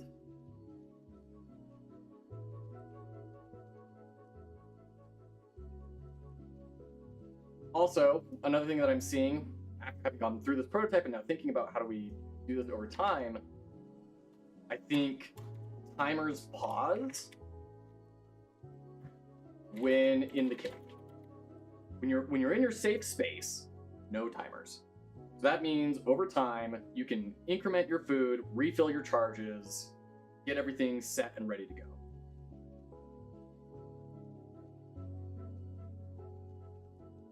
So yeah, I like this idea because it feels kind of Indiana Jonesy, right? It conveys that concept of a journey.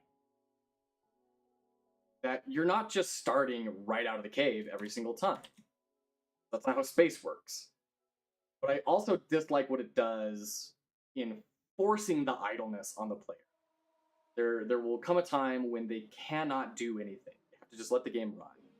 It's a big bummer if you are like a parent and you get home and you have 30 minutes to play a game and you have to spend 15 minutes of that just like waiting for timers to refill.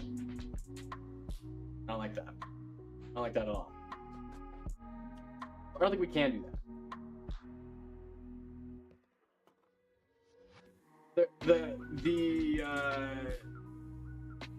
No. We can't do this. We have to find some other way to convey time and space in the journey. What is playable in the game right now in little mini prototype? This guy. About that big. So you have your character, right? The concept is there's this character taking care of things that depend on him in a dangerous and scary world.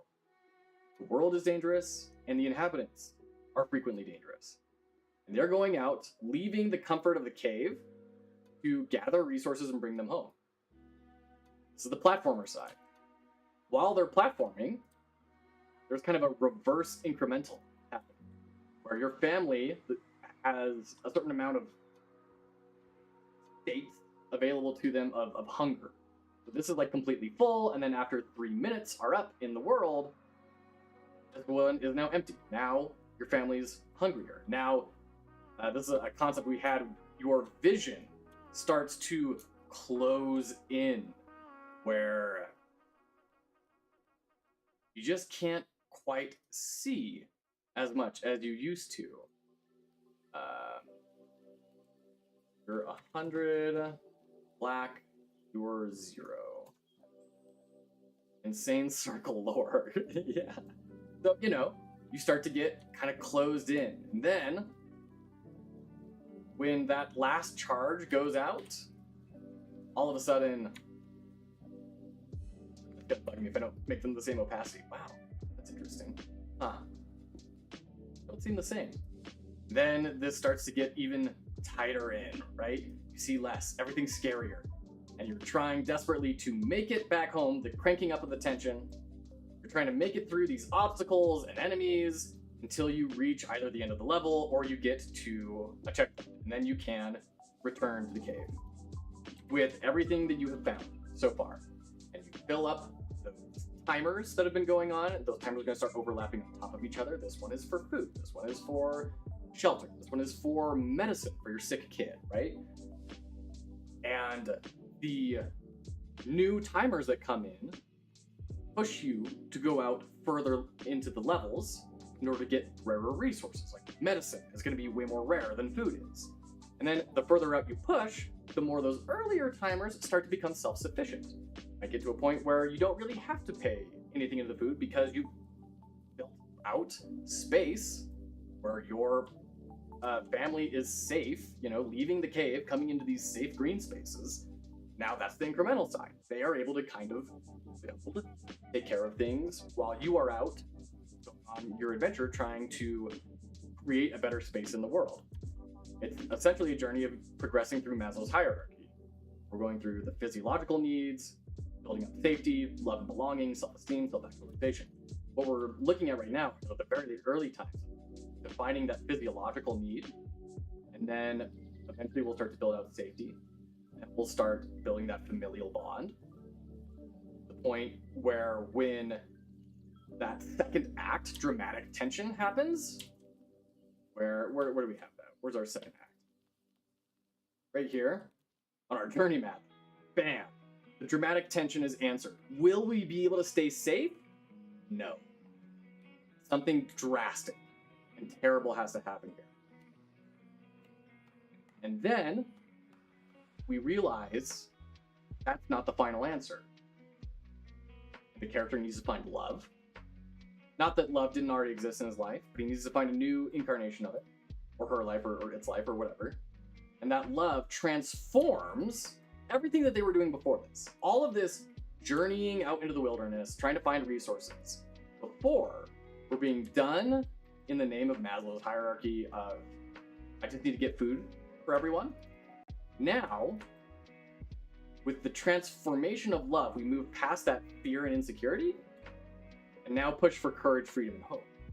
And so we need to have this change, where instead of in the levels we are getting these food, lumber, resources, and everything to bring back to our home, still do those, but then we need to start externalizing.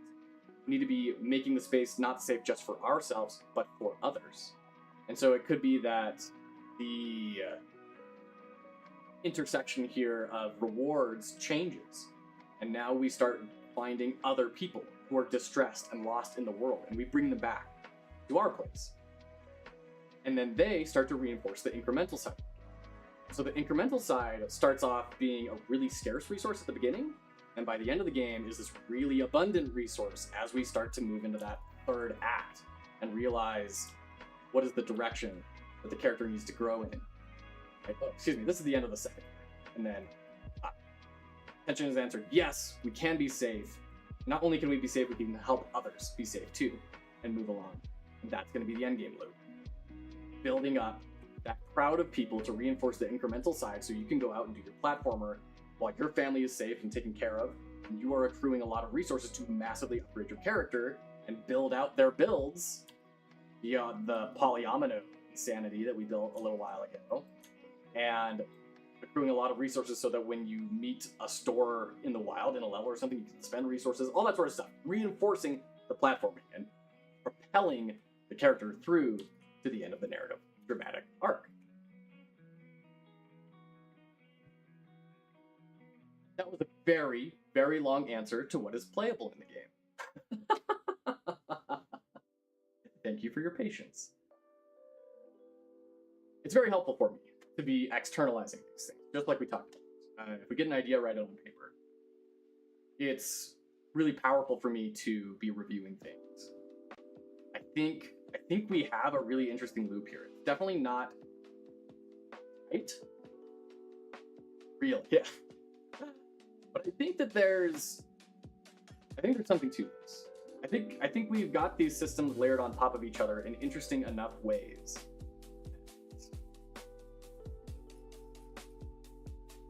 It will create some interesting concepts for people.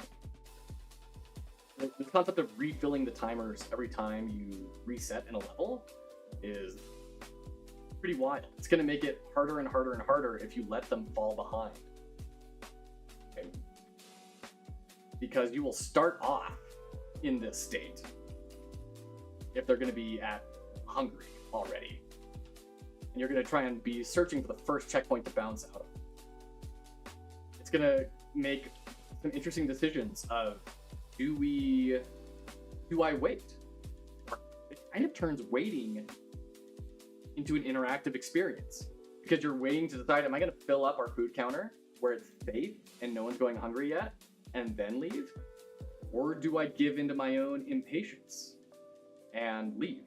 In fact, that's an interesting concept. Should there be a timer? Jeez, come on. Should there be a timer that pushes you out of the cave or incentivizes you to? Ooh. The timer could be, this is something that I'm really interested in. Timer could be for new enemies. So if you leave before that timer expires, you get to have the same enemies in the same places, in the same sets, all the same. But if you stay in the cave too long, new enemy set. Everything's random. You're gonna have to try again, pretty much from scratch. I think that's a compelling idea. Now it's the push and pull. How long can I wait? How long do I wait? Do I try and get out because I know what's there? I think that's a concept. I plugged in a USB-A on my first try. Congratulations. That was Tokyo Safari, was it? No, what was that game where your animals have taken over Tokyo game? Tokyo Jungle. Yes, Tokyo Jungle. There's a scene in this game where, minor spoilers for Tokyo Jungle, a character is trying to plug in a USB drive. And it's this incredibly dramatic moment.